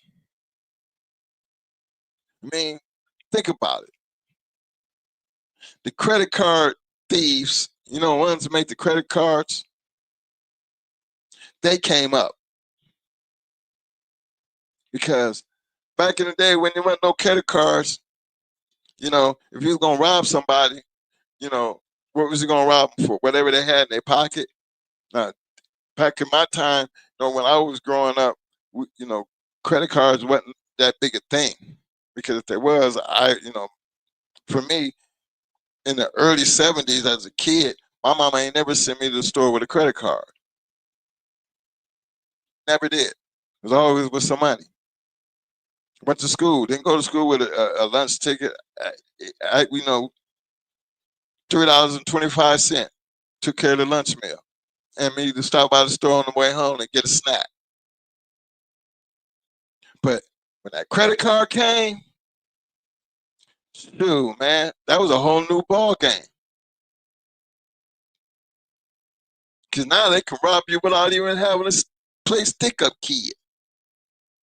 So yeah, it's a whole lot of ways to get your head ripped in half because the customer base is so big. Look at this dog community. Now, as long as these dogs been around, right? As long as this community been with all the journals and the people writing their books and all this shit, we still have bullshit in this game. That should tell you something. That should tell you something. Because it's always been a part of the game. It's actually always been a part of life. That's all I'm trying to say. I'm finna turn this over to Mo. Oh my God. Oh, see, when I get like this, Mo just sits back. Yeah, he's sitting right here. He don't want to get on because he was like, this is what they need. Let me see. I know Mo did it to get the mic. Nah, Chico. Nah. No, he ain't. He sat right here. He don't want to get on the mic because he sat there. Because I told him I wasn't putting, I'm not trying to do a long show. After what I seen Friday, I wanted to bring this conversation up because you know what? I'm a strong believer in what I seen that day, and I truly understand where the confusion came in, and that's no disrespect to Itchy. No Itchy, y'all. I don't know what he know. I don't know what he's done. I don't know how old he is. He said we old enough to be, as old as his dad. And I never wanted to lose anybody in the community based on a misunderstanding. Because that's exactly what it was to me. Because I believe Mo was only trying to get one point across and one point only, and he don't get off of when he's on something. We ain't talking about the same thing. And due to your lack of knowledge and not understanding where I'm coming from, we can't be talking about the same thing. That's all. And that should be understandable in some cases, even when I talk to y'all, because I go way back to find some other shit to show y'all, listen, man, this game ain't never going to be easy because it never has been. Y'all have more problems now than we ever could because y'all dealing with federal shit. Back in the day when we was dealing with state shit, look at the risk that everybody was taking. But do you think that was on our minds at the time? From our point of view, no. Because it wasn't.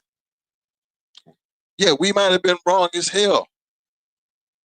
Might sound crazy as hell to even be talking about it, and now when you look back on that shit. But you know what? When I look back on that shit, I had a lot of homeboys who was drug dealers. Lots of them. I have a lot of friends who was drug dealers and went to jail too. Who knew the risk. Know they had to go do that time. And went and sat down and did that time like you're supposed to do that time. Didn't tell on nobody. Didn't take nobody down with them. They just felt like I took the risk, and I did the crime. I got to do the time. And do it. And back then, that was an honor.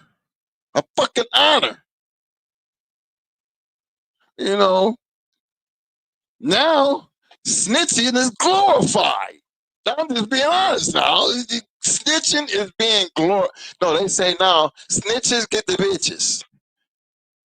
Yeah, yeah, man, I'm hearing it. Snitches get the bitches. So, yeah, time has them it changed. That means listen to where I'm coming from. Understanding what I consider fact. Fact. And remember how I feel about facts. Facts have to be substantiated with truth.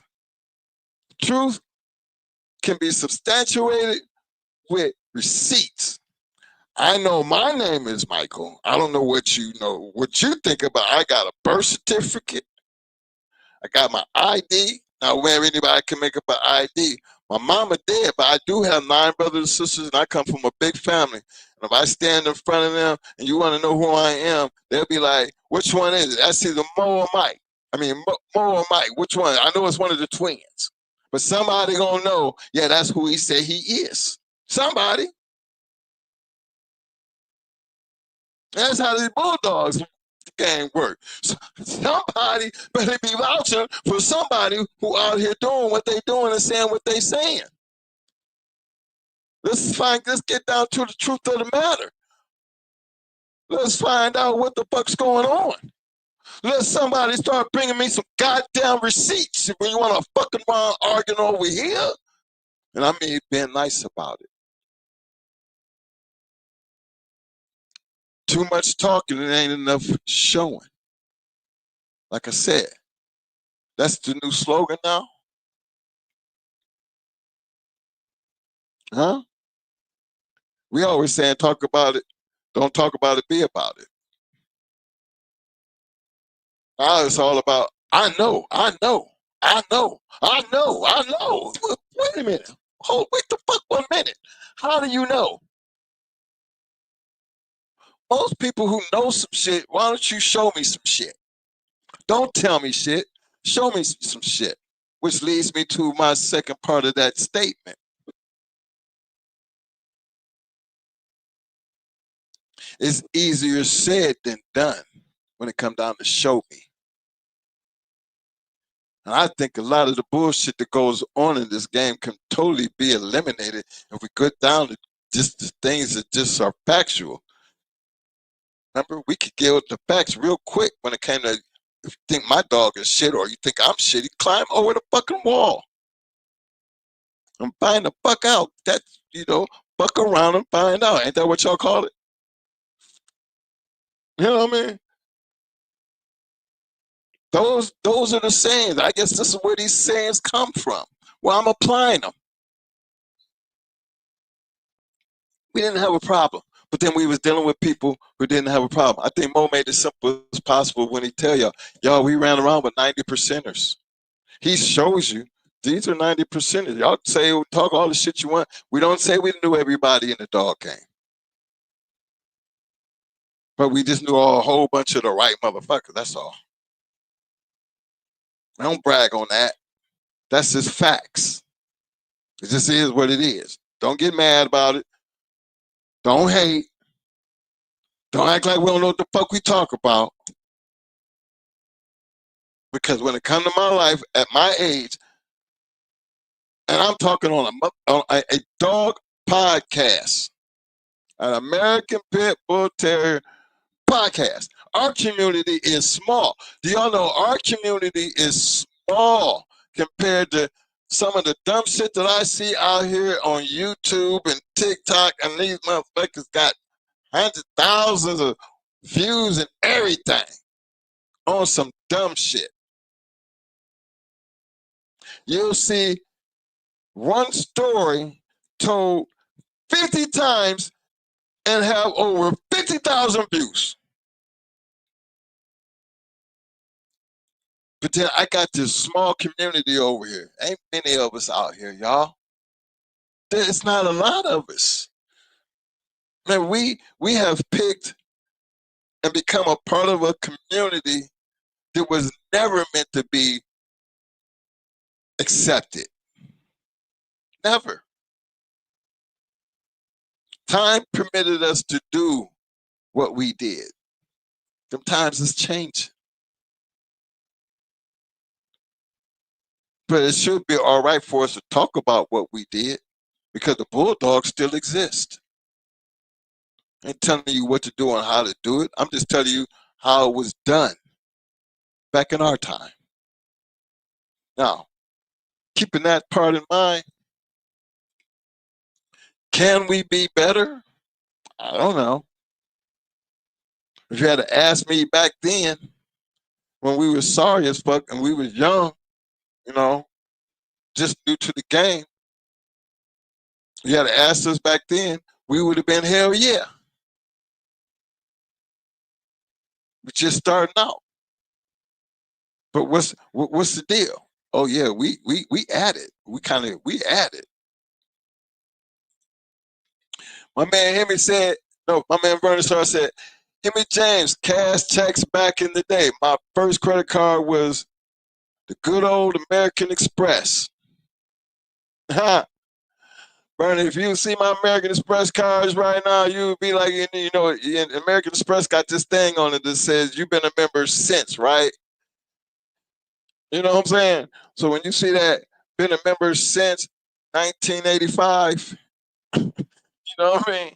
That's how long that card been around. You've been a member since 1985. Look how young I had to been. But that's when you was getting out of the cash game. You know what I'm saying? Get out of the cash game. Because with that American Express for us back in that time period, we didn't have to walk around with a briefcase full of money. We didn't have to walk around with a pocket full of money. Didn't have to worry about nobody robbing. Because I could go anywhere with that card and say, hey, I need this much. And they would give me that much and I can make it from point A to point B. That's how time has changed.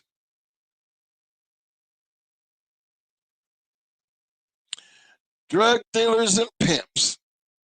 Wow. Come on, y'all. Are you serious? Is that where we're going? Look, we all lived in some part of this country, United States of America. I've been all over this damn place. Trust me. I told you, I'm not young.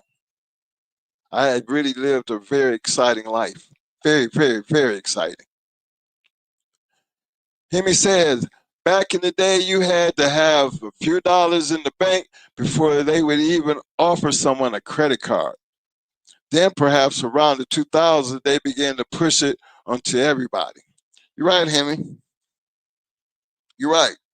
Because back then, just having an American Express, people thought you was rich.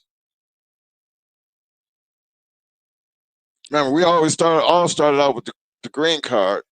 You know, when the green card led to the gold card, oh, now they think you filthy rich.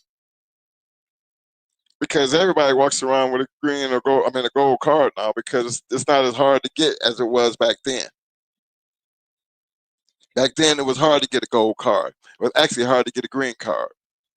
But because I grew up in a family that we lived middle class, you know, my parents, it was all about responsibility. If you were responsible, you got to start somewhere. You know, that's how everybody got started.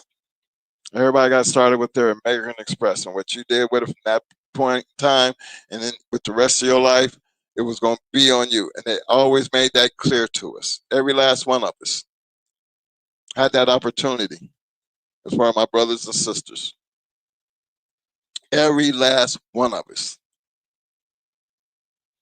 And I've had mine since 1985.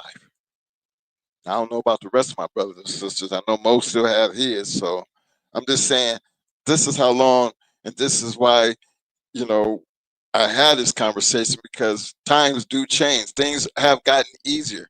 But guess what? The pool of bullshit just done got bigger.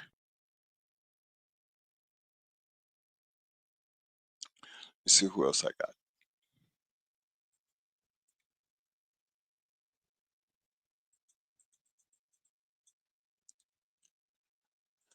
Let me see.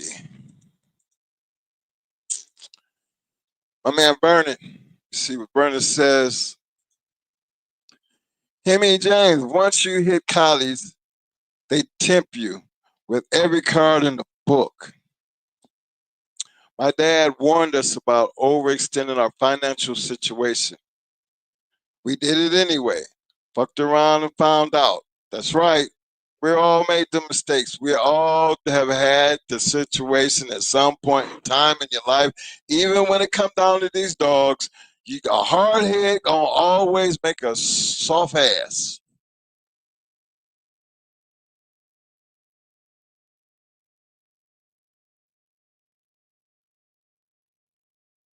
Hey Capper. Hey Capper. Watch this.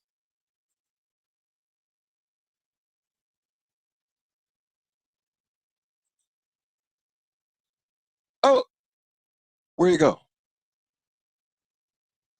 Where did Big Capper go? Oh, I'm sorry, dude. You think I be playing? Gotta remember whose show you at. Say, I don't have time for the bullshit and nonsense, because if you ain't bringing nothing that's going to be relevant to the table, then you're going to be like these kind of people right here. Big Capper. Why do you think we got them kind of people? Because them the kind of people I try to tell y'all about that hangs around in this game. And then when you start accepting them for their bullshit, then that's okay too. Maybe some of you got, you notice, every time there's bullshit going on, you get a whole lot more views.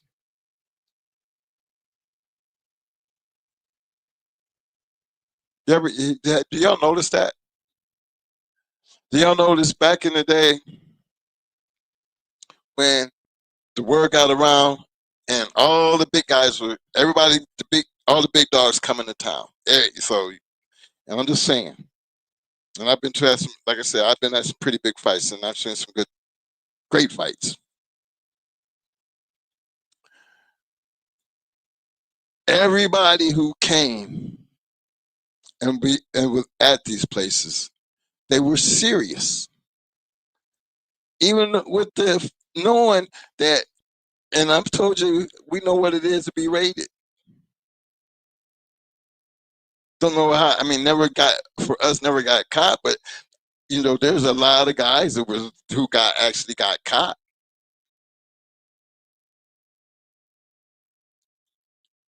Some of them, it wasn't enough to stop them. But then when I see trolls like Ben Brockton, Red Rum, Big Capper, they're all gonna have something in common. They always got a lot of bullshit to say that's not helping anything, but don't have nothing to stand on. Why do you put up with those type of people? Because I don't. But for the people who entertain those type of people, then I look at you like,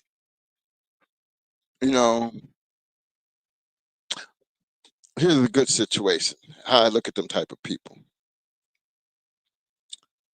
And back in, and I never been a part of a gang. Never thought gang life was never my thing. But I've always been loyal to the people that I ever had in my circle.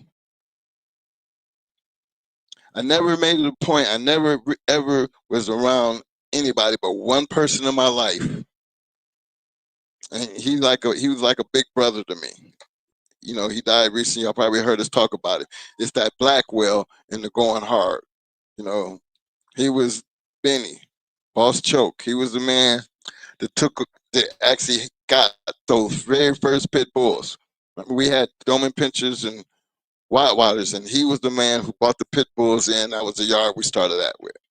That is the only man that has ever been around me who talked more shit than anybody I have ever known. Anybody that I've ever known. This kind of guy was that crazy guy that if you was talking shit and you happen to be one of them talking shit and say everybody up in here is bitches, He was that man who was going to step up and say, and be dead ass serious. You better put some names on them bitches in because I'm up in here. And be dead ass serious. No, not one of them that's just thinking he just bullshitting around or he just got something to say. No, this brother here, when he made that comment for them people who like to run their mouths, will have the shock of their motherfucking life. Shocked. Because that brother did not play. At all. He wasn't one to grab a gun either. He was one of them to put his hands on you. Tell you before he do it what he fixing to do and do it. He's the reason I was in the Marine Corps. I mean, we grew up with this dude. He died of natural causes, but the man lived a complete life and never changed who he was. And for all my people out there who are familiar with Akron, Ohio, everybody, Boss Choke. Everybody. That man had a 2-day funeral. A 2-day funeral. So yeah, I know how it is to be around real, genuine people. And with that guy right there as being one of them people that I, looked up to, molded me, as from a kid. And he wasn't up but 2 years older than us, y'all. 2 years older than us. They stayed down in the valley. We stayed up in what they thought was the southwest side back then. We was in the goody two shoes area. Firestone and all that kind of shit. Everybody thought we the uppity classrooms. But we used to hang out with them. So we had to get tough because they was always going to be testing it. And it did make us tough. Yeah, it made us rough tough. And that man was not a bully. Or the worst thing you could do is be caught bullying somebody. Because you don't want to be bullying nobody with him around. And when he jumped, we jumped. We didn't make it a habit to be in bullshit. But then you had to be careful because it's like people like Big Capper, Ben Brockton, Red Rum. They run in abundance. But imagine if you could see them people who be talking that shit and then all of a sudden that day that they run into somebody like us.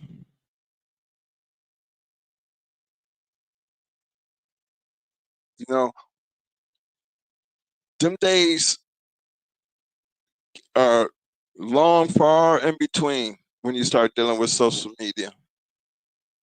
Because how many times have you heard people get checked in? You talk that shit, but now what you gonna do? There's no camera in between us. There's no audience out there.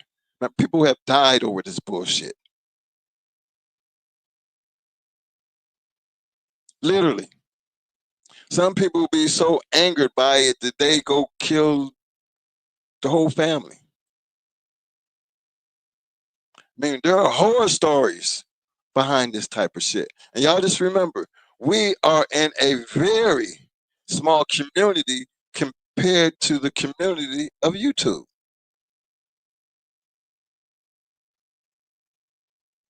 So what's the purpose? Why would y'all accept that type of behavior? And why did it pull all of the views in this small community?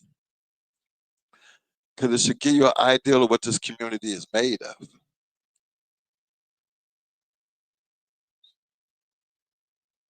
Want to be Bullshitters is what we call them.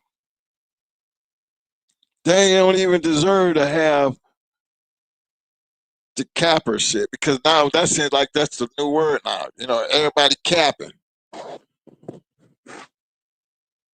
But that's the only way you're going to ever find out if a motherfucker really capping or not. I say go back to the way we used to do it. Get your shit and climb over the wall. Let's stop talking about it and let's start paying about it. Let's stop talking about what you heard and show me what you seen. Show me what you know. Don't tell me what you know. Show me what you know.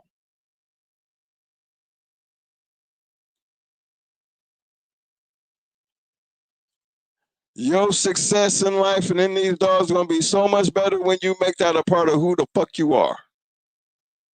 Because most dog fighters I know,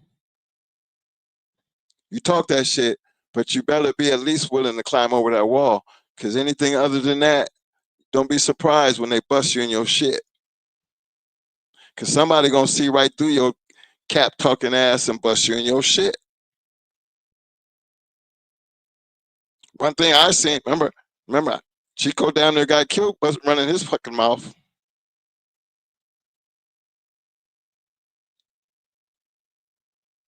You know, Tony Rogers almost got killed. Now, Tony used to run his motherfucking mouth. He used to do some foul ass shit. But even he had to know when to draw the line when they down there killed his ass. And how many motherfuckers y'all know just out here in this community? Because I know I ain't talking to a bunch of kids. I'm talking to grown ass men. And I know you're over 18. Out there running their damn mouth and get their ass up. You ain't nothing but talk. You ain't doing nothing but running your mouth. I don't never want to be that person. When we sit up here and talk, we only talk about our history. I ain't out here trying to kick nobody's ass. I ain't out here trying to do shit. But I remind every time I hear that bullshit, every time we hear that bullshit, what do I say? I am not hard to find. You will find me on Facebook. You can actually see when we, go back to the videos, you know the name of my company, you know my address. Hell, we even post our phone numbers up on this bitch. You know why? Because we ain't worried about none of that shit anyway. That's all. Don't make us no big bad wolves.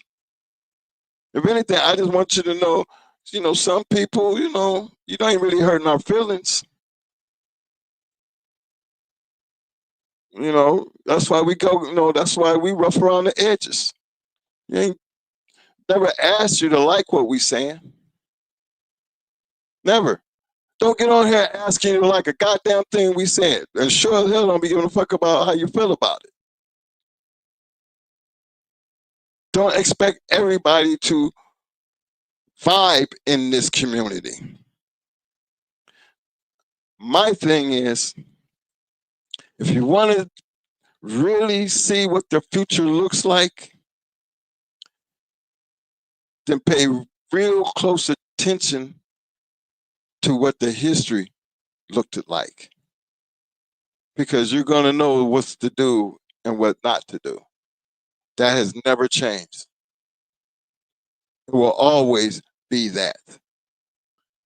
And it's up to the community to fix that.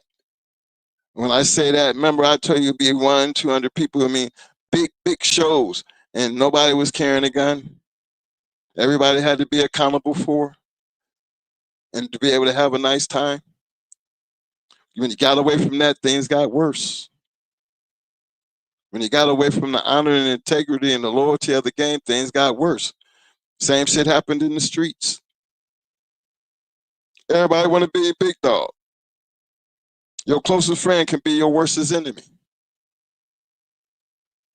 So what that mean? You better watch your friends. Them are your biggest haters in disguise, standing right next to you. So when I look down through my chat, and I see our Shark Tank everywhere. Y'all are that community I be talking about. Y'all the ones. Big shout out to my man Pit Dog, my brother, Simplify, my brother.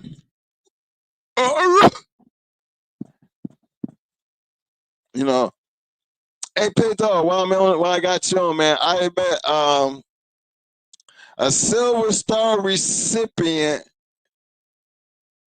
yeah, a Silver Star Puerto Rican recipient.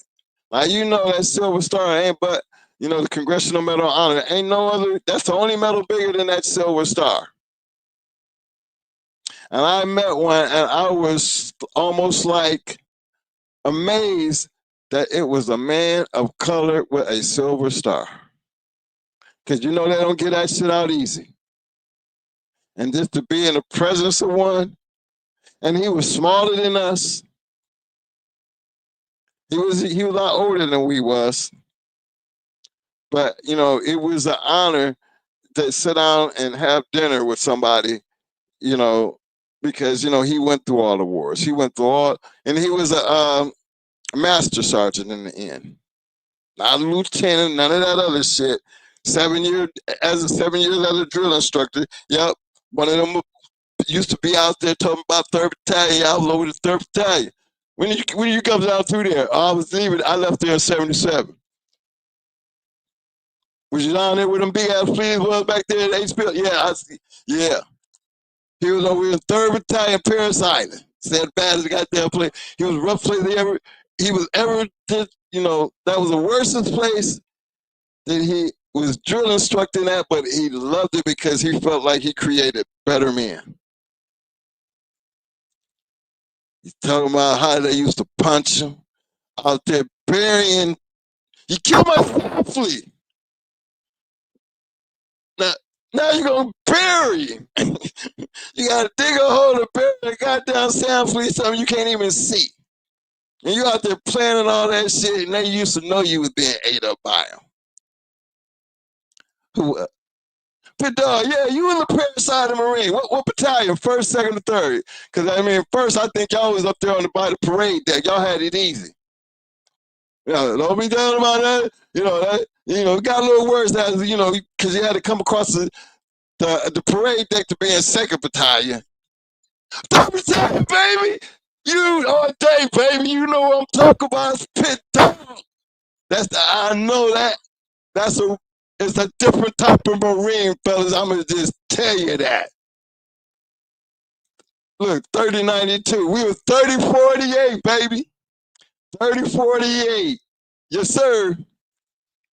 That's just a different type of man. Y'all gotta, you don't know nothing about that, but you gotta be there to understand what we actually talking about. It's the Marine Corps, but it's a different type of Marine. They out there, it was just a different type of Marine. That's all. But it's dog game. It's just a different type of dog game too. Different players in the game, a whole lot. You know, the bullshit has always been there. The lying and the cheating always been there. But you got to be able to decipher the real from the fake. And if you ain't got that part right, then go out there and stand up there and look at your dogs on your yard and ask yourself, start with yourself. Be honest to yourself. What you think you out there feeding? Okay? Be honest to yourself. Because that's when you're gonna notice your yard getting better. And that don't mean you got to be cocky or be better than the next man. All that means is take all that you know and apply it to what you're doing. And if you don't get the answers you're looking for, then use that contingency plan. Get rid of that shit, move on to the next. Don't sit up there and act like what you see ain't what you see. It is what it is. And I know I'm dealing with a very small part of this community, but I also know we get around. I just have my opinion about this community. But I'm not here to talk about you. But what I am here to do is school you.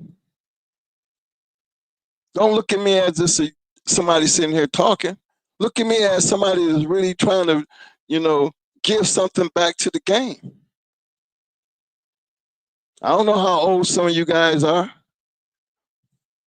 Just like when Vernon Starr spoke on the credit card thing, I know he got to be damn near as close to the age I am, because he's right.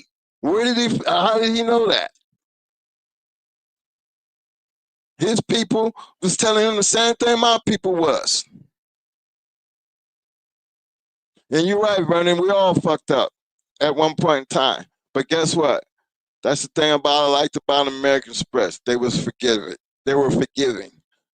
Once you got your hand right, they come back and look at you. All right, that wasn't bad, so I'm gonna do it again. You fuck up this time, you're through. That's what I liked about them.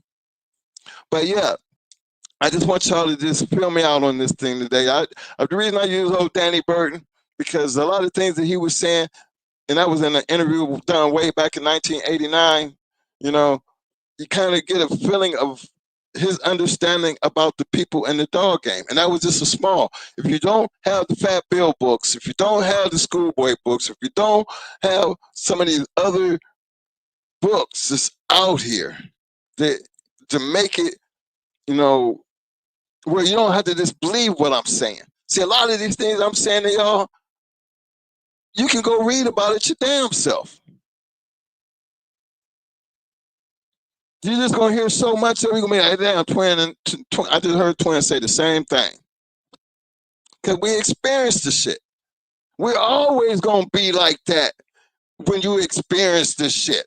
Most of the time when you experience the same thing another person experienced, y'all usually can relate to each other. Like me and Vernon, we relating to each other right now. I can relate that he knew what I was talking about. I knew what he was talking about when he said what he said. I know exactly what he's talking about. Because he had to know what I was talking about, because he brought it up. Because remember, I was talking about, hey, we didn't have to walk around with a big wads of money in our pockets. There was a new game in town. Not everybody could play that game. That's all. But it all worked out. And I just want you guys to take advantage of the things that we sit here and talk about, because what we do here is not promised. It is not promised. We do it, and I don't know what the end's going to look like, but I can almost, how you just look at something and you can see down there in the tunnel? Because y'all should really be worried, because Mo gives me a lot more mic time now. Remember in the very beginning, you barely ever hear me? Ever? Because now he lets me come in Reverend Mike. He done gave me a new name. That's Reverend Mike. That's what y'all call me over here. Because Mo ain't Mo cussing your ass out. Mo coming right in. He ain't trying to hear shit. He one of them, man, let me talk that shit. Show me something. Don't talk to me. Tell me. Don't talk to me. Show me. I'm a little bit nicer about it, because it's called prep. We got to have a pre-keep before we go into battle. You got to study before you go take a test. Most of the major things you're going to do in life, you got to prepare yourself. That's all. And this is one of them places before you get up here. And that's why I was told, no, I don't know nobody come up here, man. Because you're brutal, Mo. You're just brutal. You know what he tells me? Mike, I don't give a fuck. Last time I checked, we talking to some grown-ass dog men. But if they think I'm brutal, then they need to get out the game. Man, I ain't gonna be trying to figure out who the fuck out there, I don't even know that nigga, man. He don't give a fuck. That's the difference between us two, and y'all that been around this show should know that. So I'm not here to give this ain't about no fair warnings or not. This is getting back to, this game is a business. Always has been a business, and it has always been addressed as a business. There is a reason why they call me G Money. Because I'm going to make sure we get the money. Y'all do what you doing and let me do this part over here. More money, that's more. I'm get money.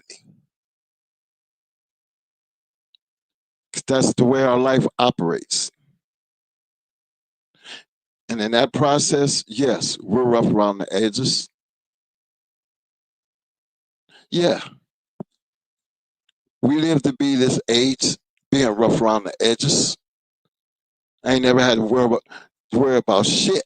Ain't don't have to worry about nobody bossing us, telling us what to fucking do. You know, when you get used to that in life, you know, you don't care if don't nobody respect you as a boss. I give two fucks about being a boss, as long as I'm running shit. That's all. People gave that boss word a thing. I'm just being me. I put up what I want to, and that I don't, I get rid of. That's how the dog game's supposed to work if you're running it like a fucking business. I try to protect my people in my company. That's why I got cameras. Got buzzers on the doors. That's what I'm supposed to do if I'm responsible for these people. If I'm responsible for these people, why can't I be responsible for my dogs? I need the cameras. I need the fence. I need all the protection. I don't need nobody making no mistakes like, you know, for us as people, we got OSHA, you know, they're going to make sure you keep your shit right. Because somebody fall and kill yourself, guess what? You just went bankrupt because you didn't have the insurance or you weren't paying enough, taking enough responsibility to take care of your people. Well, and these dogs work the same way. If you don't take care of that collar and you ain't taking them links and want to get off and go kill some of your favorite shit, even though I know these things happen, but don't let these things happen because your lack of attention. Remember, I started this whole conversation off, you know, about paying attention to detail. I'm going to end this conversation tonight the same fucking way.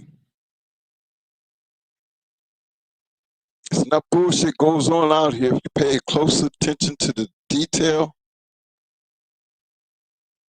you can eliminate a whole lot of that bullshit. That's all. Keep it business. Pay attention to detail. If you don't know, make it a point to know. Now, once you know, make it a point to utilize what you know. And then it's okay to step back, take a look at your work and see, am I headed in the right direction? Okay? Now, before I get up out of here, I need y'all to show me some love, God damn it. I'm getting good at this shit. Show me some love. For everybody out there, before I close this down tonight, and look, now, you know, I didn't get into the dog thing because, you know, I think my brother do enough. He shows enough petty goddamn grease and all that shit. But this part right here is the part you don't have enough of.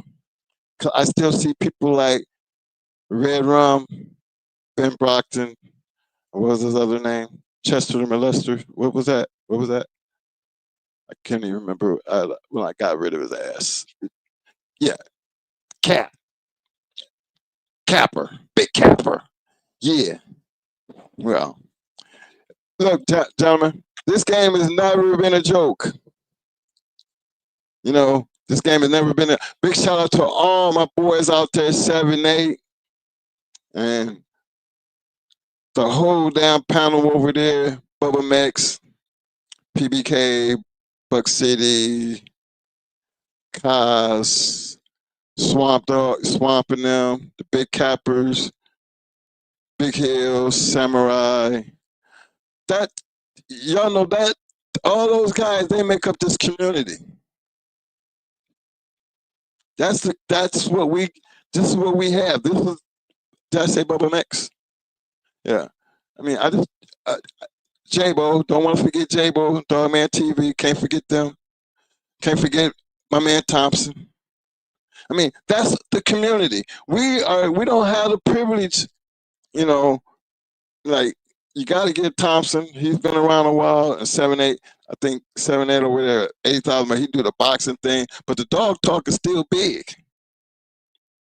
you know. But this is a small community compared to what else is out there as far as platforming. So why can't we take advantage of this small community and try to make it better? Because it don't take a lot to get the right kind of job done. I always say this when I had this conversation, that the United States Marine Corps is the smallest branch of the service, of all the services, the very smallest branch. But they're the baddest motherfuckers out of all of them. You know why I can say that? On every boat, every embassy, every building, there's going to be a Marine there with a battalion and a whole bunch of them. Might be a battalion of maybe 50, 60 dudes. Every ship, you're going to find one. And there's a reason. Because they were actually trained to protect. They're the ones you can send over there, the first ones to go and the last to come back. That holds a lot of respect for me being a Marine, because I know a lot of motherfuckers couldn't do it. And I'm privileged to be one of those that made it. And you probably wouldn't understand where that comes from. You just think I'm just talking. But, you know, again, you got to live that life to understand and be about that life. That's all. But I'm a true believer in it's not about how big the community is. If you got the right people in it, I'm a true believer you can change the world. Regardless of what y'all want to do with your future. That's where I'm coming from. All the bullshit, it don't do me no good, because I just sit back and look at it and laugh. And be, you know, and don't be really tripping when Mo go the fuck off. You ain't never set me or my brother sit here and with all the bullshit and talk about nobody's mama, they kids, they wife, or them personally.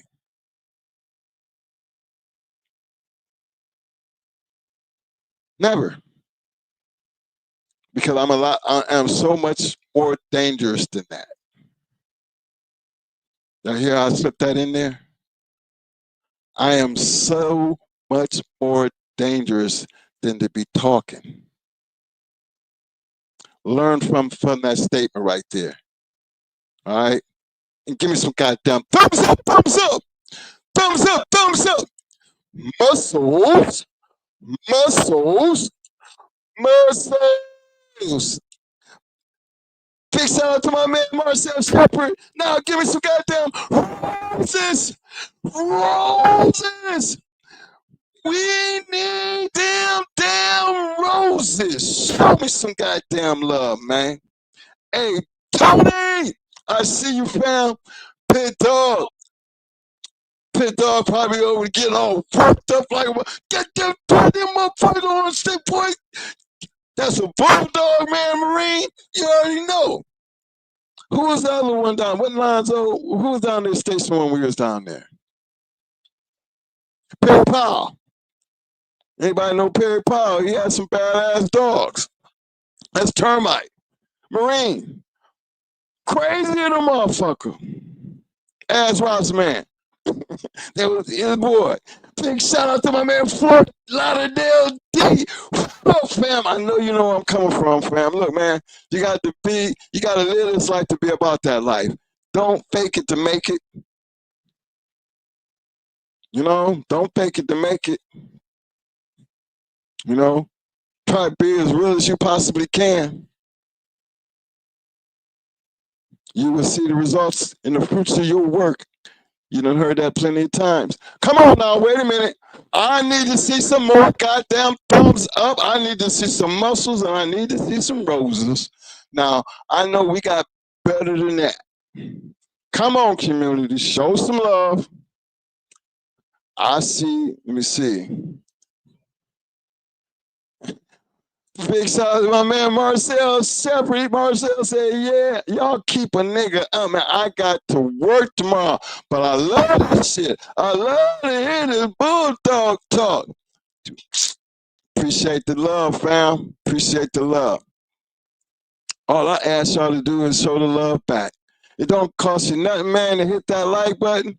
The show don't cost you nothing to hit that subscribe. And let me get me some music on here right quick. You know, it just don't hurt to listen to some stories. Go grab some of them books and read what's going on. You know what I'm saying? I mean, don't just take my word. Because our word only consists of the things that we've experienced. Sometimes it pays to get up there and tell your own story. You know, not everybody's story got to be like ours. I ain't trying to tell my story to be better than nobody's story. This is just our story. What the fuck? You know, come on now. Let's keep reality where it need to be. You know, a lot of guys, you know how they do it. And check yourself. Man, check your boy. Yo, twin, check your boy. What's up, man? He a little fly at the mouth, ain't he? Oh, shit. I ain't checking him. You better watch how you saying because he gonna be in your ass. You don't watch what you saying. Don't be calling my name. You need to come over here checking your goddamn self while you're talking, because I don't think you want to do that. I'm telling you, I come from that part of life. You know, you don't like what my boy's saying? Well, you don't tell me to tell him shit. Go do something about it then. Because you do it to him, he gonna definitely come see you about it. You know, maybe we done picked up them bad habits. Marine Corps didn't help that shit. Pit dog, tell him the Marine Corps definitely didn't help our badass attitudes. If it did anything, it just made us worse. Gave us a lot more confidence. You know, because that's just one thing that I never had to worry about when I got out there in them streets. You know, never ever worried about that. Was the jungle. The dog game was like the jungle. It's exciting, adventurous. It's like people travel around the world. Oh, we travel around the dog community. It's a whole new world, man. Combat, Spartans, seeing people at their best.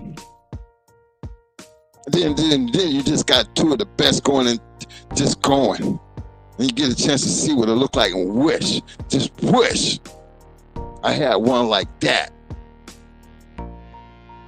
Why do I gotta wish? Why can't I go have one like that? Damn.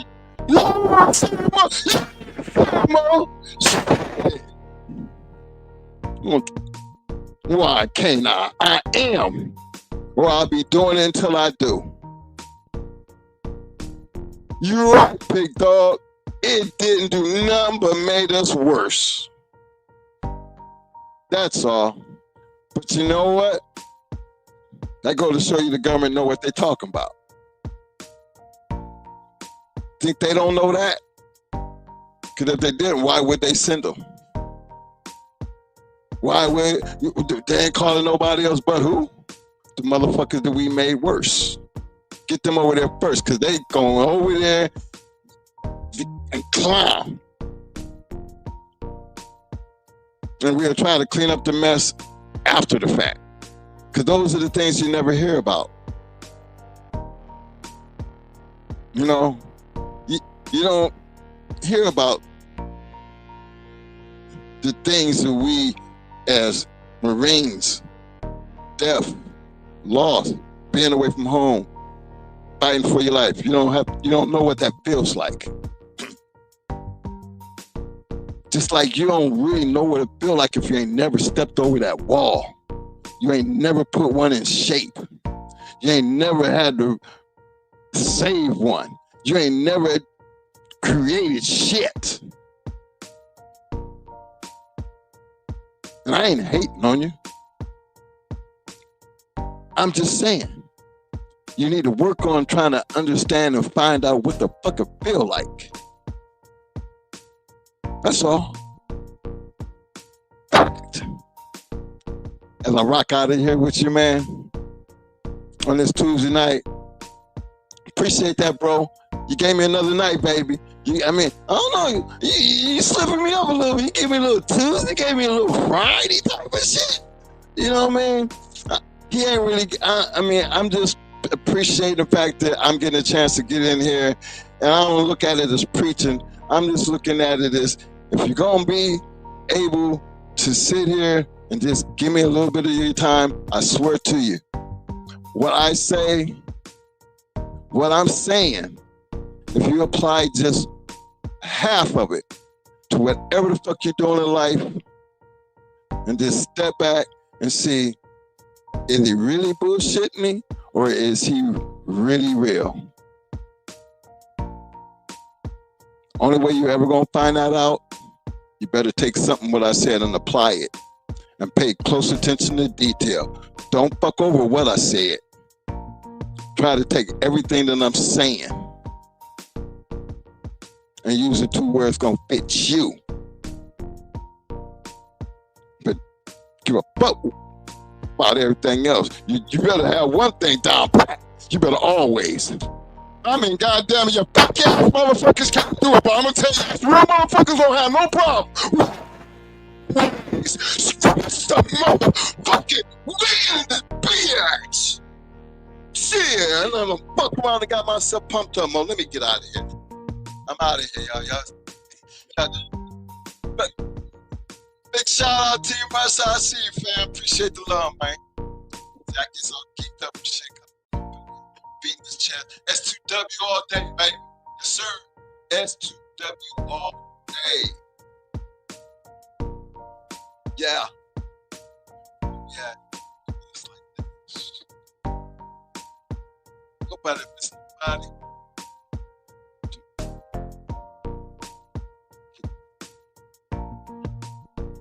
I got Jason. I think I got everybody. Hey man, I really appreciate everybody for showing up. Keep up with your taking nothing. Take it, at least try to do something. That's all. This thing box out. But it's Friday, man. Stay safe. Stay safe. Chill.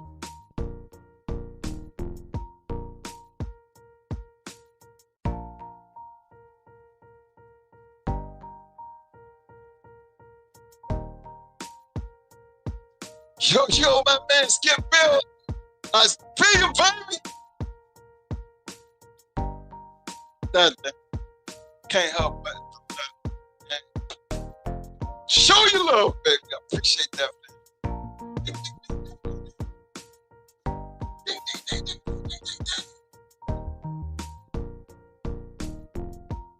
Got a winner.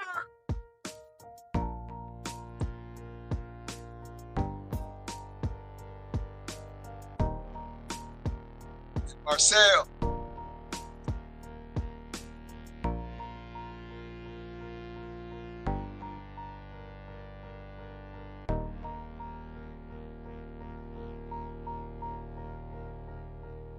Hit me.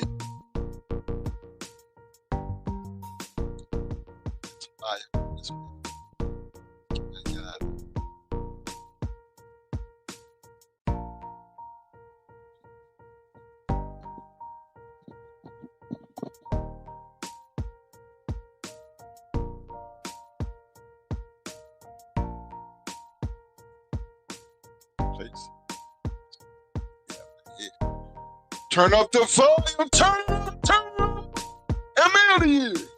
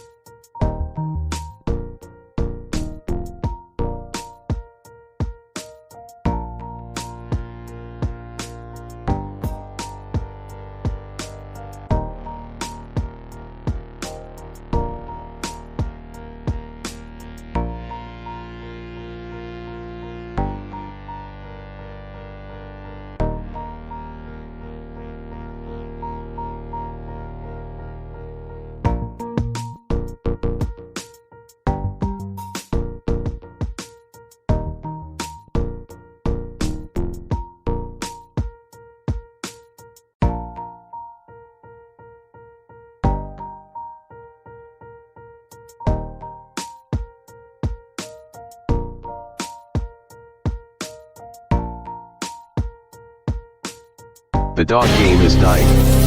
Let's talk about the game first, not the dogs. It's the challenge of the wins, the competitive addiction, the thrill of the win, and the rewards of achievements. Losing only gives you the drive to come back. I learned to watch the winners, my motivation was there, my dedication was evident, now I'm a winner. The problem is the cheating to win, manipulating the truth, and then it's the all outliers. How is this sharing our achievements with liars, cheaters, and bullshitters? We have lost the historical value of the dog game. We can't decipher the real from the fake, the lost is the cost. The dog game is dying. Let's talk about the game first, not. The dog game is dying. Let's talk about the game first, not the dogs. It's the challenge of the wins, the competitive addiction, the thrill of the win, and the rewards of achievements. Losing only gives you the drive to come back. I learned to watch the winners, my motivation was there, my dedication was evident, now I'm a winner. The problem is the cheating to win, manipulating the truth, and then it's the all-out liars. How is this sharing our achievements with liars, cheaters, and bullshitters? We have lost the historical value of the dog game. We can't decipher the real from the fake, the lost is the cost. So I salute